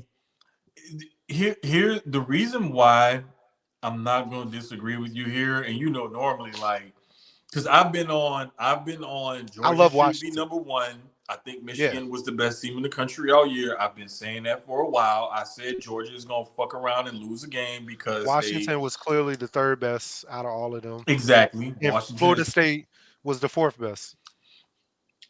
I'm gonna put it to you like this: when the committee put that clause in there where they said the availability of players and or coach or coaches. And Dre said that. When I saw that, I was like, Michigan, even though Michigan got lucky that Hmm. Harbaugh only got 3 games. And it was the last 3 games of their But season before the honestly, CFP. I think Michigan still would have got in because they still went 3-0 with the assistant head coach. Even though Harbaugh was gone, Harbaugh was still able to coach. They didn't suspend him where he had to be away from the school. He just couldn't coach those games. Right. It was a He game was still there for suspension. preparation. Yeah. Right. It was a game suspension, not a program suspension. It wasn't like you're suspended from the program or you're on But I think indefinite leave. if it You're was a just program and he suspended had for got, 3 games. let's say he had got 5 games or something like that, and he got Hmm. those two going into the playoffs, Michigan might have been looking on the outside too, regardless of what they done, because that clause. I'm gonna put it to you like this: I hate that clause. That clause is stupid. I it hate it. it it is what it is until it ain't what it ain't. Yeah. Okay. Yeah. Those 3 games, they beat Maryland at Maryland only by a touchdown. That was the first game without Harbaugh. They beat number 2 Ohio State by 6 points without Harbaugh. Uh-huh. And then they beat I believe it was number 16. Yeah, number 16 Iowa, a notoriously tough team. Another one of those teams where you just know their player profile, what they're going to bring to the table. Mm-hmm. 26-0. So they had a 1-score victory on the road against a conference opponent who they should have beat by more. Mm-hmm. They beat the number 2 team in the country by 1 score in their place, and then they blanked the other ranked team from the other, division in their conference in the conference championship. When you do that, it's like, okay, I see why they probably would have gotten in if There's no Harbaugh drop was off. still suspended because there was no drop off. Now we Looking look at at Florida Florida State, State, offensively, there was a drop off. huge drop off. Actually, there wasn't because Rodemaker prior to the concussion last week, was playing amazing. And Okay, there in was the no. Florida game, he was 12 of 25 for 134. But look at the score of the game. It was 24-15. What was the next week? That Hold on, next week, they because beat he that played was 3. they beat Louisville. Okay, no. I thought he played 2. I I'm thought just he going played from the 2. Florida game first because the other game was North Alabama. Okay, because I that's mean, the one he like, played 2. But yeah, I could be could North Alabama. probably. I'm Yeah, not saying we would win like maybe. 13-7 if we played North Alabama and I was quarterback at Florida State. Because I ain't But gonna lie, I'm old, my my whole back thing hurt, and my was arm is shot. But I 9 still think times I out could of win the game. 10. My thing is 9 times out of 10, Rodemaker was going to play because they have a month before they play their games. So Rodemaker 9 times out of 10 is going to be the quarterback, not whoever played Saturday. Against North Alabama, Rodemaker was 13 of 23 for 217 and 2 scores. Okay, so I mean, I still don't think there was a drop off from their previous quarterback. I think the drop off really was from Rodemaker to the third string, because the third string only put up 55 points. I mean, 55 yards, and Yeah. barely got that. Barely. Yeah, But I Glenn was mean, horrible. when He played we horrible, and I think the committee wasn't looking at it like Rodemaker's coming back. They were looking at it like, all right, he's got 4 weeks, but he's probably not going to play. And I'm like, he didn't go into concussion protocol until the game was over. Yeah, but you know how they take that shit serious nowadays. Like, it's just No. They definitely do. They they definitely take do. that shit real serious And I think nowadays, and I'm glad that they do. But I it's think one of those things I where feel like in a month, by the January 1st game, Rodemaker would have been ready to go.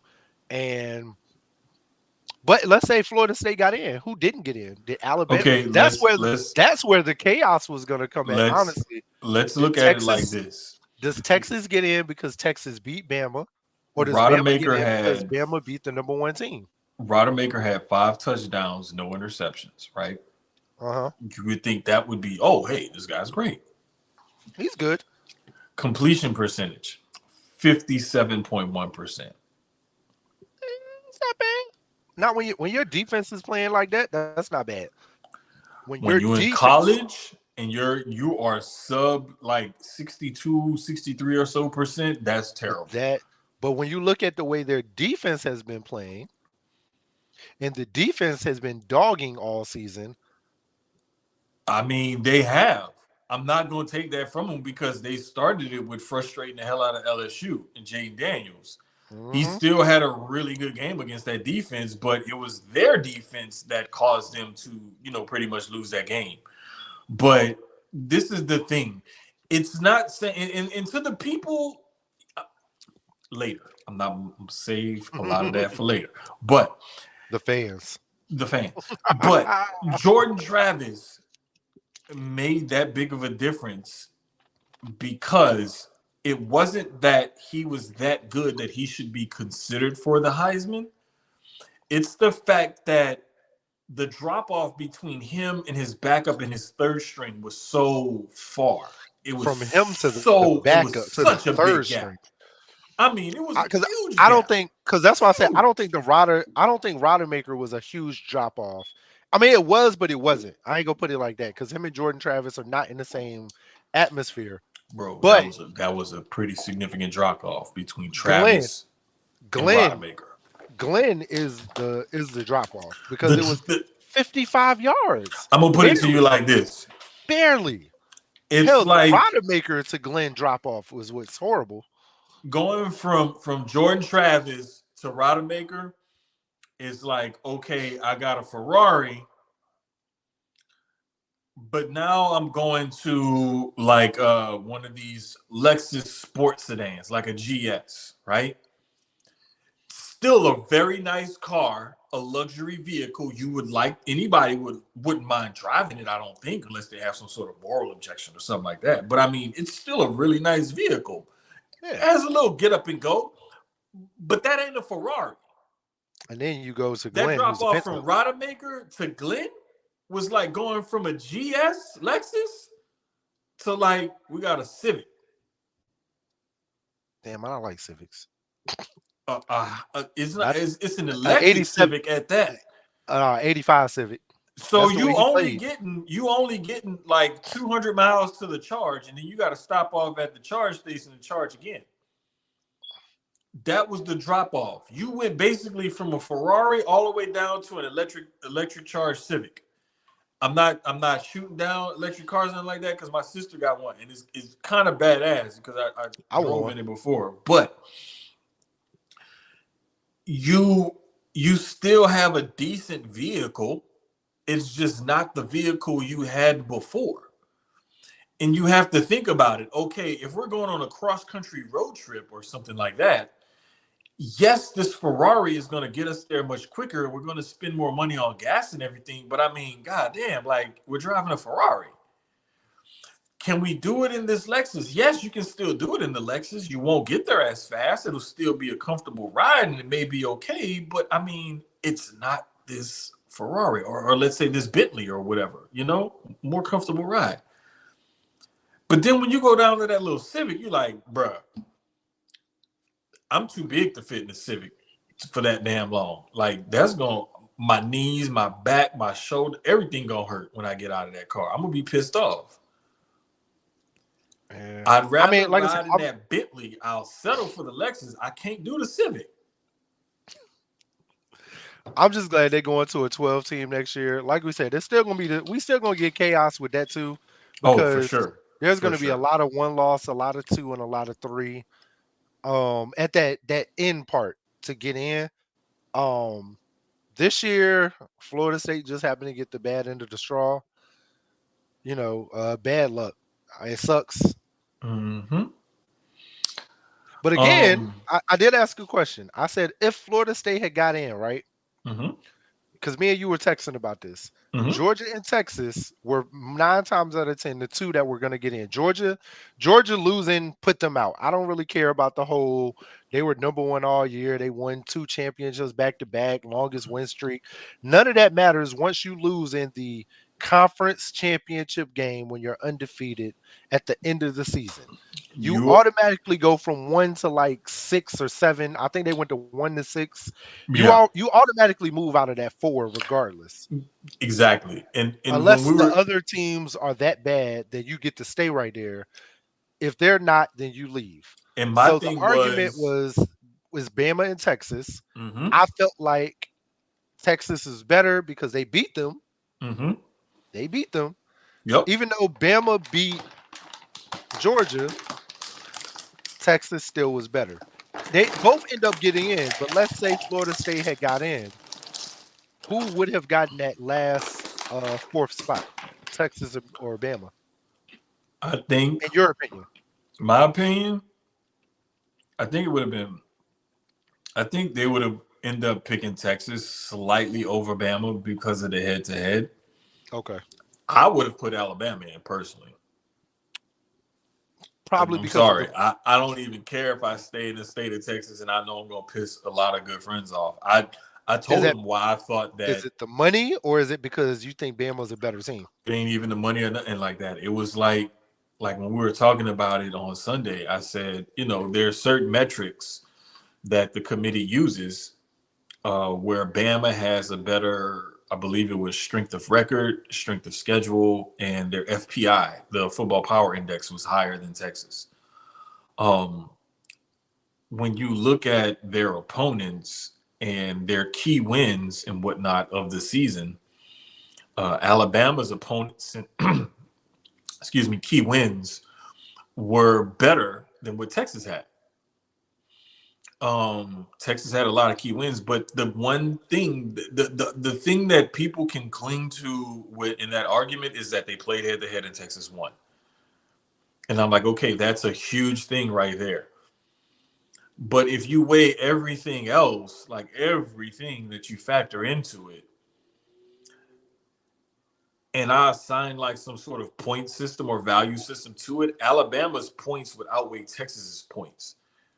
even though Texas gets a huge chunk of points for winning that head-to-head matchup, it's the cumulative of all of what Bama brings to the table that would put would put them over Texas, in my opinion. That's just how I had it. You can call it SEC bias, you can call it delusional, whatever. Which is what everybody wants to call it, the SEC bias, but and it's there. I mean, we're not gonna act like it's not there. It's been there for years. We see it every year where a SEC team gets in because of the money. It's always the money. SEC travels, their fans travel no matter, especially if it's Bama, Georgia, LSU, Florida. who else? Florida for sure. There's some Tennessee fans that'll travel, I believe. I'm gonna be honest. I'd even say that about the ACC. Miami teams are gonna travel. Some yes and no. I would say the best traveling ACC teams might be Florida State. I would say Florida State, Auburn for sure. SEC. Auburn's SEC. Well, Auburn fans travel too. Yes, they do, because I got a good buddy of mine out here that went to Auburn, and he and I, if we don't call or text each other for nothing else, Auburn LSU week, we talking shit all week. And then we'll say, hey, what bourbon did you try? Hey, I'm boiling some crawfish or something. Like, that's how it'll end up going. But, like, I think Clemson has a good traveling squad. There's some ACC teams that'll travel. But just the thing about it is, though, is like people have to learn in sports there's going to be pleasure, there's going to be pain. There's going to be highs, there's going to be lows. Dre said there's definitely SEC bias, but it is what it is. And the thing is like when you look at the national champions over the last, 10, 15, 20 years. SEC, Big 12, and Big 10 bias, of course. Big, heavy. And the SEC has won the majority of those. Yep. Like they went on the streak where I want to say the SEC won like 6 or 7, 8 straight national championships. And a friend of mine, we were in a group chat and she was like, the SEC should be penalized because they play these cupcake teams later in the season. And I didn't say it at the time, but I wanted to tell her, like, okay, what happens? Do you credit them for playing tougher teams at the beginning of the season? Because LSU just had a home and home with UT. Alabama had a home and home with UT, USC, and a couple other schools recently. The SEC plays, other Power 5 schools out of conference. They just do it earlier in the season instead of later in the season. Most of them do it like week 1, week 2. Exactly. They get them out the way early. Get them out the way early. Because I know NCAA football used to do that. When you go through your, when you're doing the coaching joint, you go through your season, when you're getting ready to start the season and you schedule that schedule. I always, what's crazy? I always take out the cupcake game. I was the person that would always have the A+ schedule rating. Because I would take out that FC whoever they would have you playing. Like, I don't want to play these low teams. Like, no, give me I'm going through the schedule like, all right, where you rank? Yeah. Especially if I'm number 1, let me knock off number 2 real quick. Let me go get them out the way.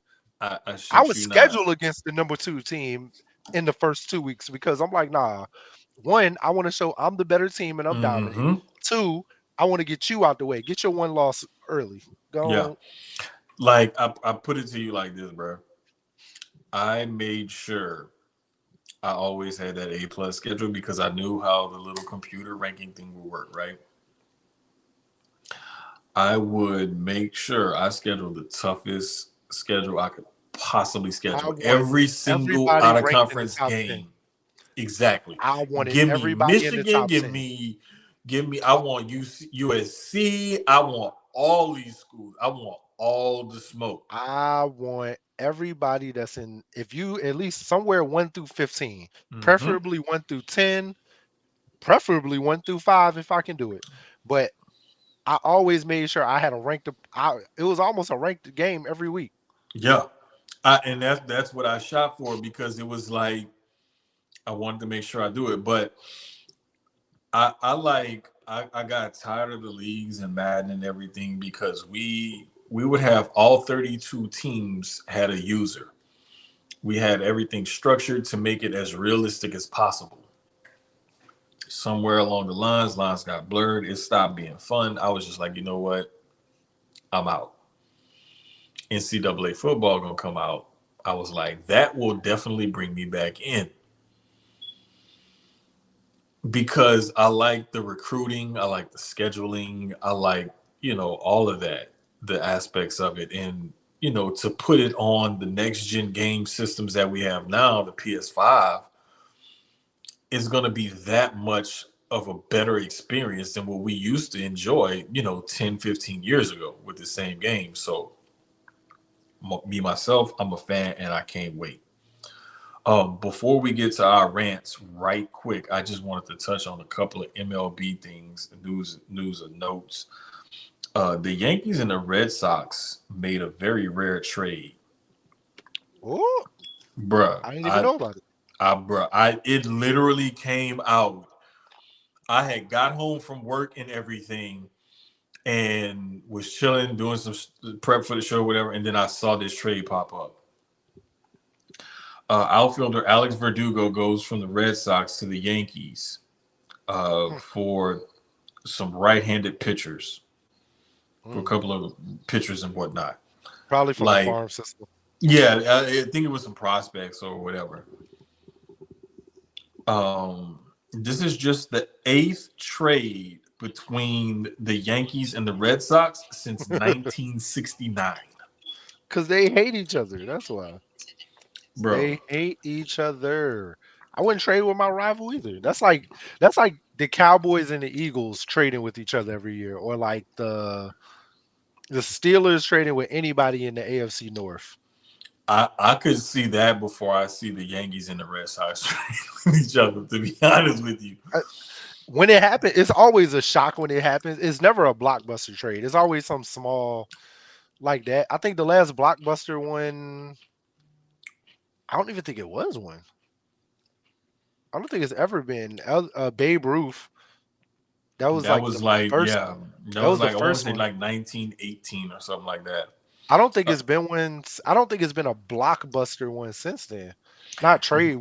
There's been free agents that have left Boston and came to the Yankees, which has always shocked people. Like, how do you go from here to here when, especially if you play with Boston for 10 plus years?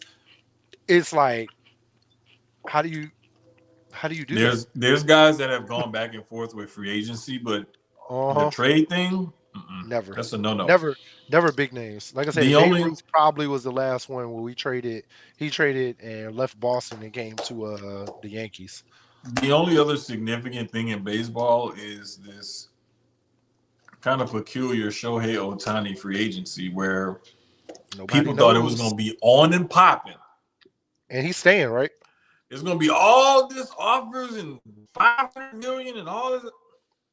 And it's basically coming down to like maybe 2, maybe 3 teams. I think it's because, and honestly, I think he may have already told his agent, hey, it's either I'm staying here or I'm going here and going here. A lot of times players don't want to, because we see it in football and basketball too, where players are like, look, I don't even want the rest of you guys to even waste your time. Go on, find somebody else. Don't worry about me.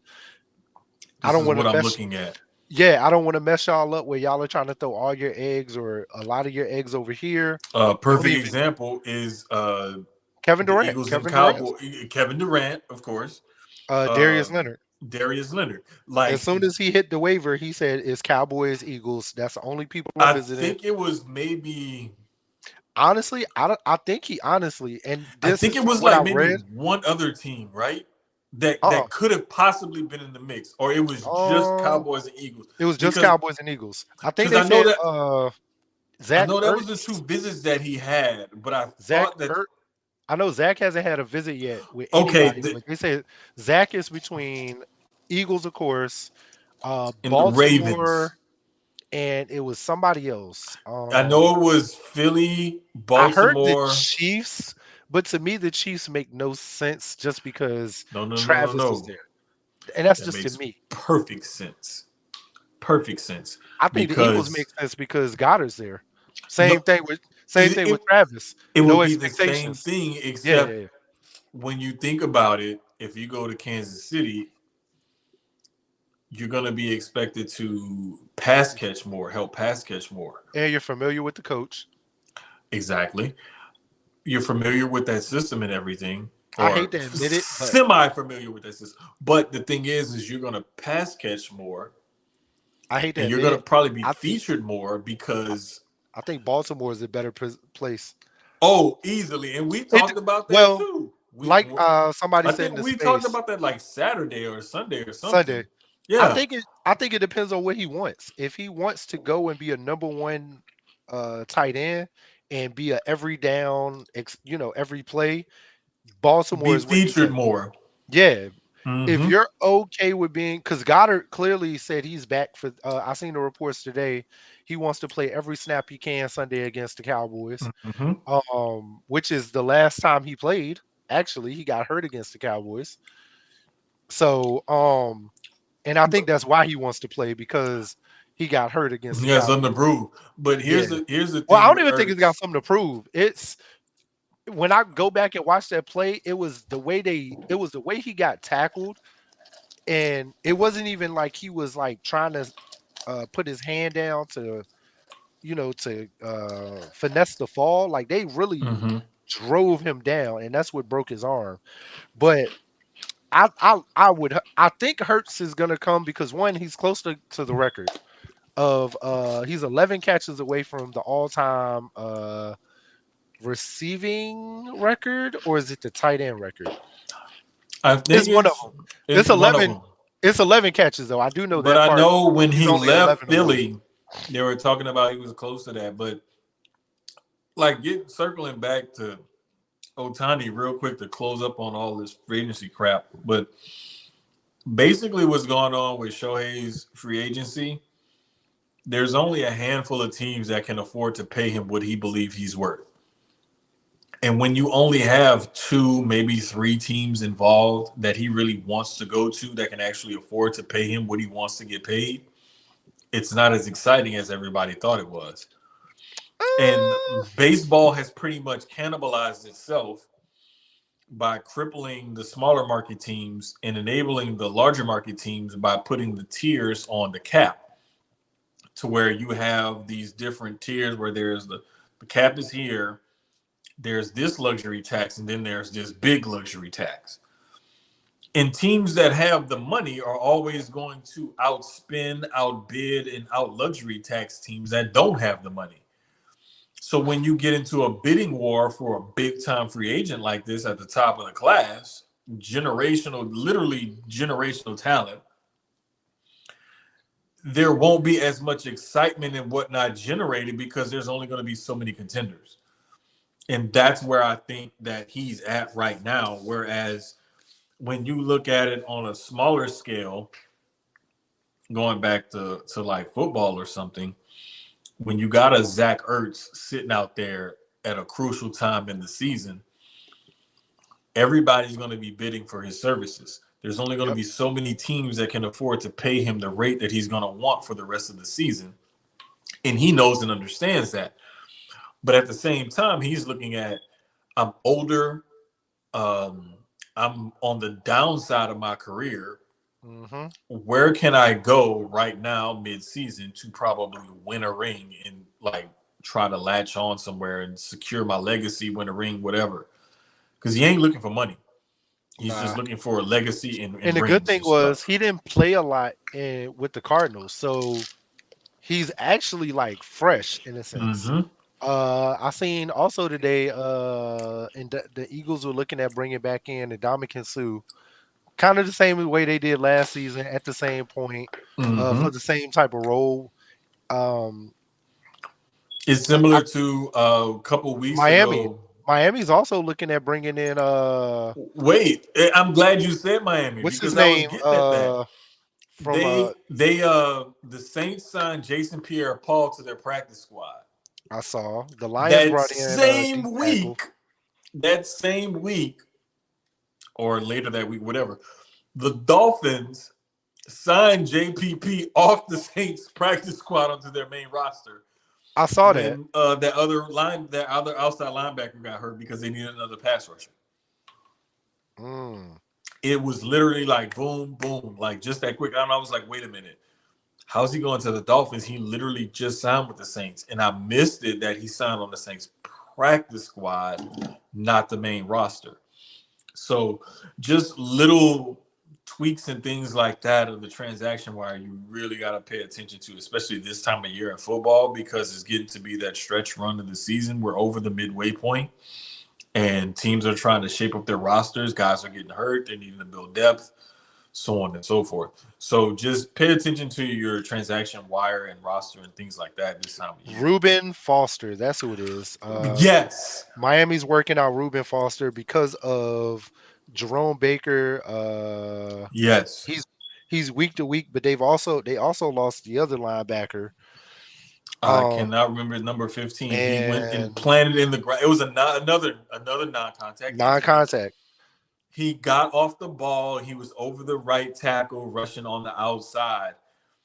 I think he took his first step or the second step. But it was, to me, it was scary because the injury that he had and knowing the injury that he had and then watching the replay of it, you can see exactly when it happened. Because as soon as he went to plant, he just dropped. And it was almost like he got shot. And it was like, oh shit. Like, that's not good. It's really how it looked though. He just went down and just laid there. It was a similar way to how Christian Kirksey went down, except I want to say it was his Achilles that the linebacker from Miami tore, and then Kirk, it was a core muscle. Yeah, it was like almost near the groin. I can't find the Lion one, but they signed a key free agent defensive tackle. If I find it at some point, I'll say his name, but there's going to be a lot of, like we were talking about it Sunday, and like I said, there's going to be a lot of roster moves towards the middle end of the season because you got a lot of injuries. And the thing is like you're going to have there's not going to be guys that you can expect to come in and just totally Jalen Phillips for the Dolphins was the guy who got hurt. Yes. But you're not going to get like some world beater who's going to come in and just set everything on fire and then be able to like make this huge impact on the team. Tyson Alualu is the D tackle that's who it was. I can never say his name. Today. I can never sign his name. This was crazy. Real quick. He was picked like 9th or 10th in that draft by the Jags. Yep. Never panned out to be a 9th or 10th overall pick, but has stayed in the league because he's a solid player in the middle of a defense. Yep. Guys like that. Be good for that Lions defense. The thing is that teams will get infatuated with certain physical attributes or workouts or something like that and overdraft the guy when in fact he was just a solid rotational player who should have been drafted much later on. 4th round, 5th round. Exactly. He was somebody's 2nd, 3rd, 4th, maybe 5th round. Somebody saw something and gave him that money. That's what he did. Exactly. That's a guarantee. But there's always going to be something somebody sees, and there's going to be a difference of opinion. And I'm gonna go ahead. I don't know if you got yours ready, but I'm gonna just let this lead. I'm gonna be honest. I don't even have one this week. I was gonna piggyback a little bit off of yours, but I'm gonna let you got the full time this week. It's all you, brother. Cool. Because sometimes there's gonna be a difference of opinion. People aren't gonna feel the same way as others feel. Shit happens. Life be life. It is what it is, right? So this whole Florida State debacle and Alabama getting in, SEC bias, we shouldn't be penalized for this. And, well, if Jordan Travis is going to cause them to miss out on the college football playoffs, he should get the Heisman or he should get votes for the Heisman. Blah, blah, blah, blah, blah. All this shit, right? People talking about Florida State not making it in.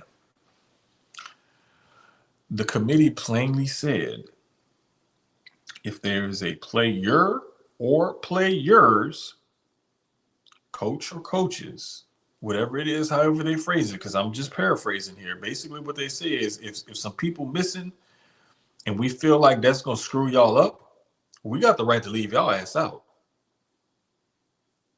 And that's what happened. Now, I will admit, me being who I am, liking to have all types of, foolishness and things like that going on, I'll admit, I was heavily rooting for a whole lot of. I was rooting for chaos. I wanted it to happen. I love it. I thrive off of it. It gets me going. But the fact that everybody is whining and crying and, oh, Florida State this and Florida State that.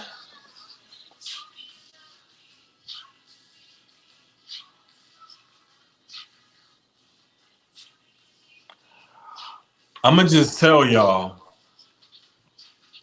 I don't care. I really don't. I will fill my cup with your tears.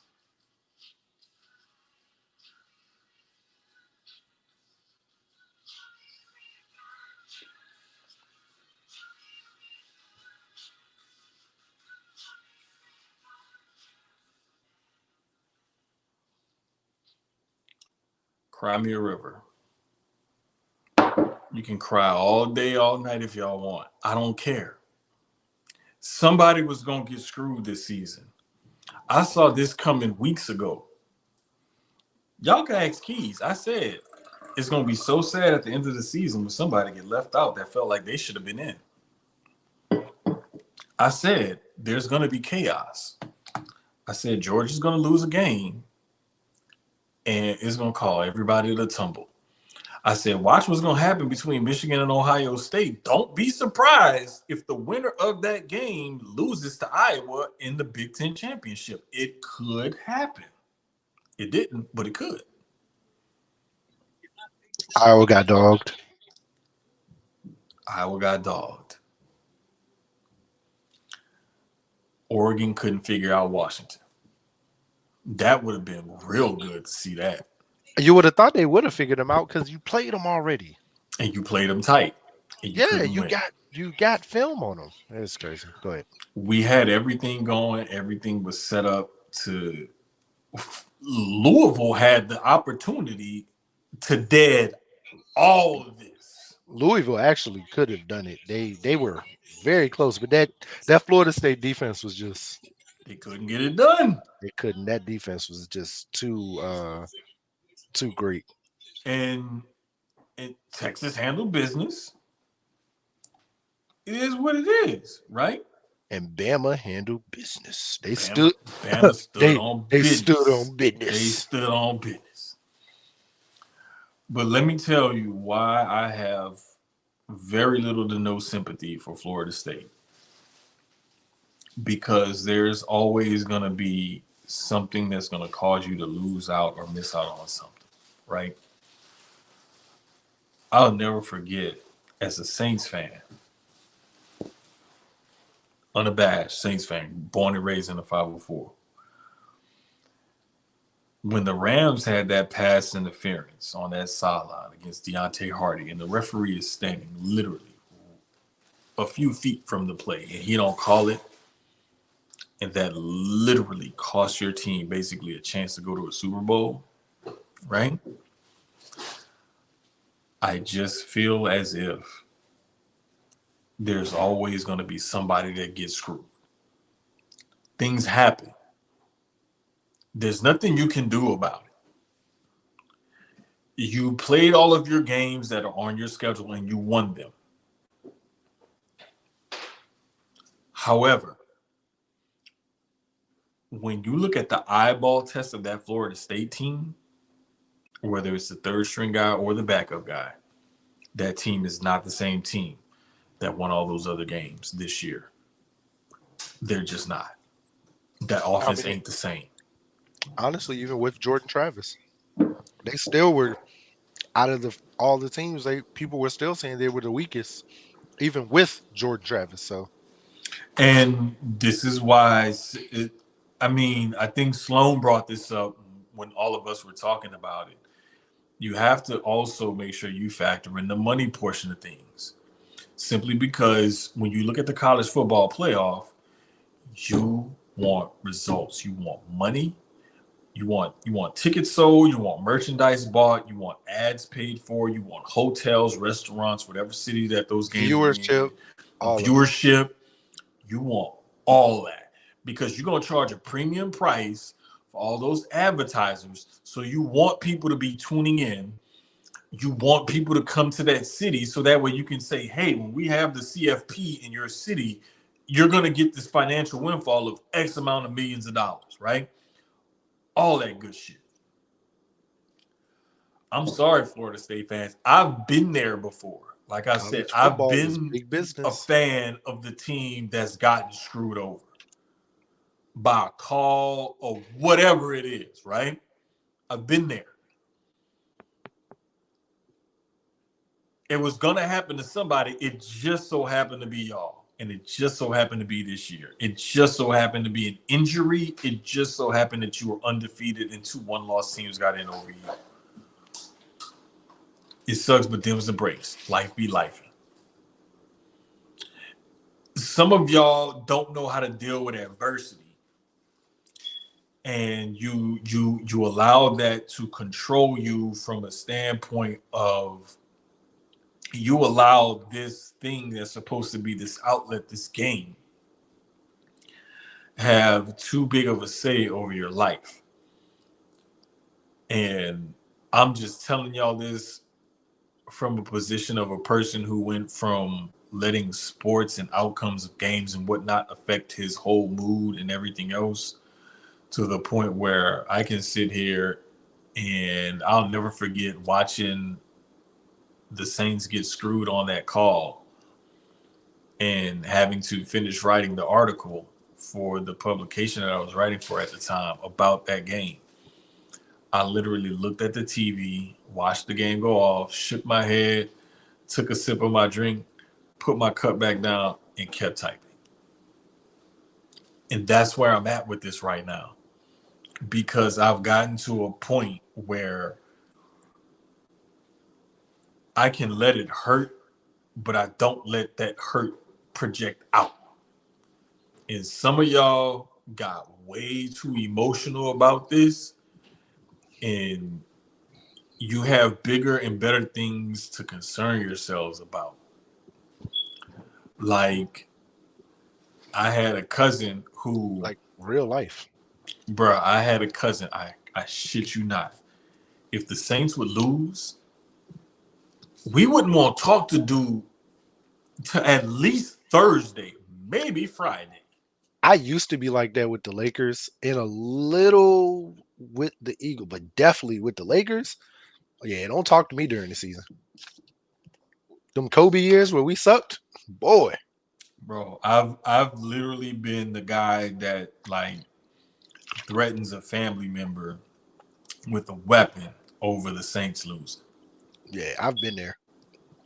Like that happened, and I had to apologize to him and everything. And like, bro, look, I can I cuss my was mom just out. angry and upset, whatever. You know what I'm saying? Like, I can cuss my girl out. Like, bruh, it get like that. Like, I think, don't talk to me. and here's the thing. What you Here's touch me? another, like, pulling back a little bit of the personal curtain, but like, my grandmother, rest in peace, was one of the best and biggest shit talkers I knew.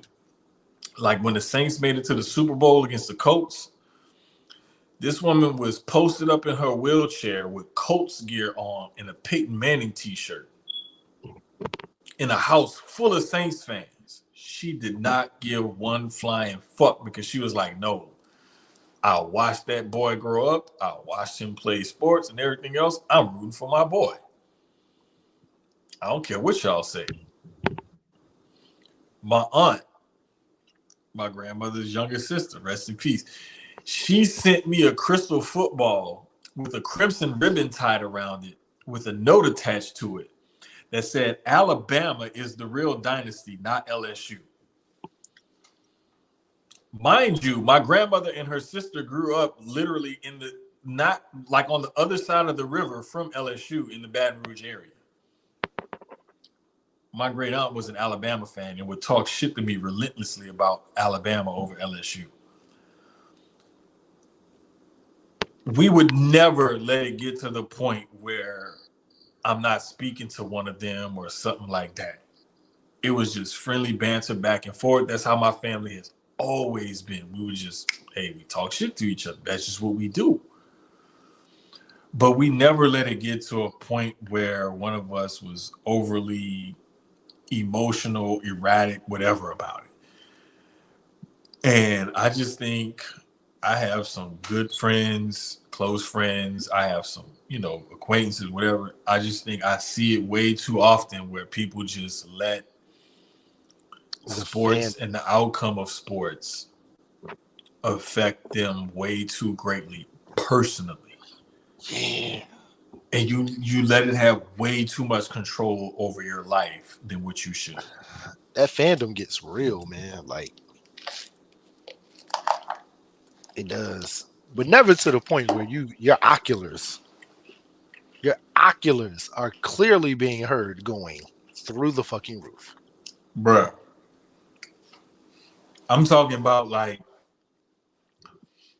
I'll never forget, like, I would throw furniture, like, I would have all kinds of fits and shit. When my team lost a bed or whatever it was. Like, bro, even when I would play sports. Oh, that's even worse. Like, I knew I had to stop playing sports even semi-competitively when I was playing some flag football with some coworkers of mine one time. And mind you, I'm already a lot physically larger than everybody else out there. And then once you get to running around, I'm like, shit, I'm faster than everybody. So I'm bigger, stronger, faster, literally bigger, stronger, faster than everybody out there. I got mad at my coworker for not throwing me the ball more and went to breaking down why I should get the ball more. And we just out here having fun as coworkers. And when I got home and I realized how sore I was, I went to work that Monday. I was like, hey, bro, I ain't playing with y'all no more. He was like, why not, man? You good. I was like, nah, I just know myself, and I know I can't do what I really used to do. And that just let me know, like, right there, like, I'm just going to stop. Because I'm not going to go out there and play if I can't play how I used to play, how I'm used to playing. Mm-hmm. I said I should have been way more dominant than I was. And I was like, the fact that I was getting mad at you for not throwing me the ball more, nah, I need to quit. Because anytime I know I can't physically perform like I used to and I'm still pissed off at you for not throwing me the ball more, I need to quit. Because this ain't even that serious. My little cousin Dakarion is always my catalyst of, like, I don't give a fuck. Because I can remember him playing rec league football and their team was so ass. I'm talking about, like, every week getting destroyed. Mm-hmm. But he never cared. He was ready for the juice and the snacks and stuff that the moms was bringing, while everybody else on the side crying. You got the kids crying and upset they lost and they didn't keep losing. Coach is mad.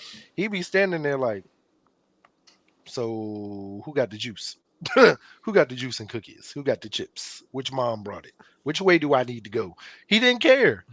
Bro. Like, team was ass, and he would every year he'd be ready to go play. I'd be like, all right, it's almost time for practice. He'd be good. He ready. But he could care less. He could care less. He just enjoyed being out there. And that's the thing. Like, there are some people who actually just enjoy playing the game. And you can tell those people who just enjoy playing the game. And then you can tell those people who are like, I don't know, I'm out here for the check or the scholarship or whatever it is. Or the scouts to get to the next. You can tell those players in high school that, especially by the time they get to junior, senior year. Yep. They want to know what scouts are in the stands. College is the same. I want to know what NFL scouts, who's here, who's watching. Promise you, ESPN highlights. That high school basketball shit was damn near my rant this week. Whoo, that I'm might gonna be a tell you whole why show. off air, but That might that be a is a whole rant show. that is definitely coming soon. That is a whole show. How that is turned into big business. So look, so Big business. it's like this, and we're gonna wrap it up here because we almost at 3 hours for y'all. I mean, it's episode 10, man. We had to do it big, and At we had least a for lot 10. of crazy Every shit to 10. talk about. Let me tell you, every 10 is probably going to be a longer episode. So 10, 20, 30, we just go, because we're going to start that. We had But so much shit to talk about. yeah, a lot Now did the happen funny in thing is, sports. this intern he likes water before he goes to bed, so it's just hearing him pour his cup of water. The other one likes tea, so it's like you got to hear her brew her tea, and then the sugar, and then the stirring. And he just That's likes to crazy. have his cup of water before bed. And I drink soda before bed because something's fucking wrong with me. And it don't keep me up. That's the crazy thing. It don't hype me up. It's like the sugar doesn't do it. I just Bruh, listen, sometimes juice, but like soda for the most part. I like to have, like tonight, I was just drinking my bourbon and water, no ice, because I don't want it to be cold. Like, I'd rather just drink it room temperature, but I'll put like a little bourbon and water. And I had a couple of them while we doing the show. But like, that's just like, okay, sometimes I come home from work, I just want to relax, unwind. Let me have my bourbon and water or whatever. But like, that's just my little drink of choice. And I'm a collector, whatever. But like, everybody has their little thing, their little routine, or just their little shit, whatever they like to do before bed or when they wake up, whatever. Like, that's just mine. I like to have a little snack, have a little drink, and that's it. But nah, but that whole like teammate coach dynamic and the whole all of that, I promise you that rant is coming, and it's probably going to be next week after how today and this past week went. I just didn't want to do it this week because I felt like we needed to address this fandom issue that people have. But trust me, that rant next week is These going next to be couple like weeks, that rant a couple weeks ago when people tried to call me out about what I know about football. these next couple weeks are going to be interesting though, because there's from this point going to week 18, the NFL is going to get interesting. We got the Christmas games coming up for the NBA That's and the NFL. turning point in the NBA season. We got a lot of boxing in December. We got that big heavyweight card coming up. I believe it's the 23rd Devin or so. Haney fights this weekend. I think. Or was it? I know it won't this past weekend. I think him and Regis are. Hold This on, let me see weekend. if I can find it. Devin Haney next fight.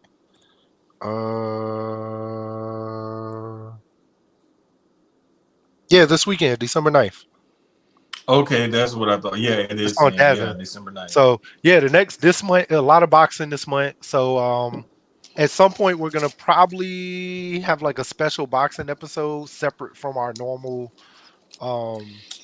It may back-to-back. be one of those. It's either gonna be.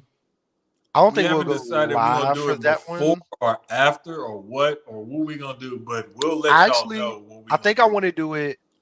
I know it. Well, clearly it's not this week because the Devin Haney fight is this weekend. Mm-hmm. So we can possibly. I'm gonna check my homeboy's schedule and see what he can do next week. Probably it'll be a separate show from our normal weekly show. That one, Yeah, probably we won't may be just live. record it, Right, throw it out and there for drop y'all or it something when we like need to that. drop it. Yeah, so we may do, and it That ain't actually gonna might be be the like a plan. normal weekly. It's like when we only do it once a week, it's gonna be at least 2 hours or so. But that one is strictly boxing, so that's going to be Exactly. That one's gonna be a little bit shorter, but yeah, we have been talking about that one. But me and Kenny talk daily about boxing. Like I be adding every time I see someone on the timeline, I'm adding him like, oh, hey. Like I saw it earlier when you had saw that the Tank Davis knockout in the sparring video, bruh.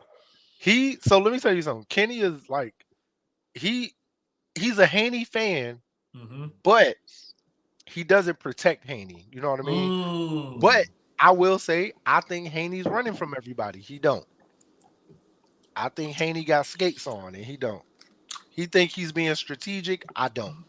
Here's the thing, and we'll I think say he's running I'm gonna scared. save some of that for the bot, but there's a thing, and I think you and I have talked about this before, called Mayweather syndrome, that some He of don't these believe in fighters Mayweather have. syndrome. We're gonna get into it in that boxing episode because I believe it. it needs to be talked about because it's very real, and it's not. I don't think it's as bad and as detrimental to the sport as other things are.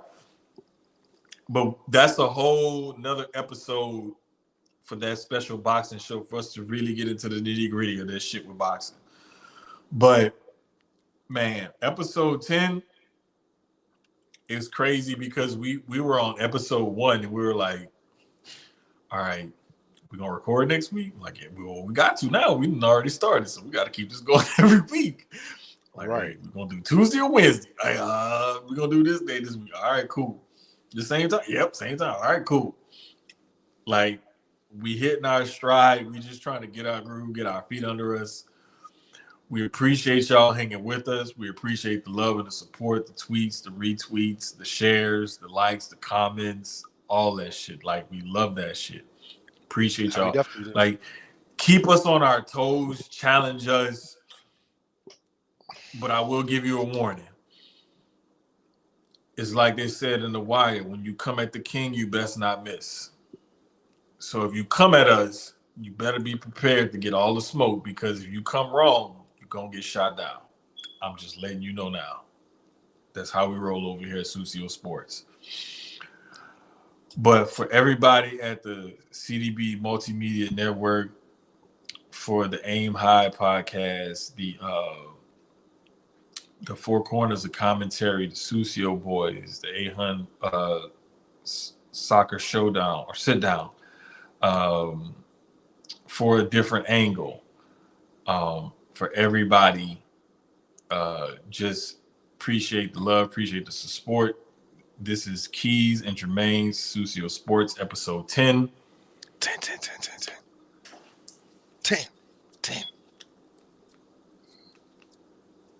Episode 10. We out.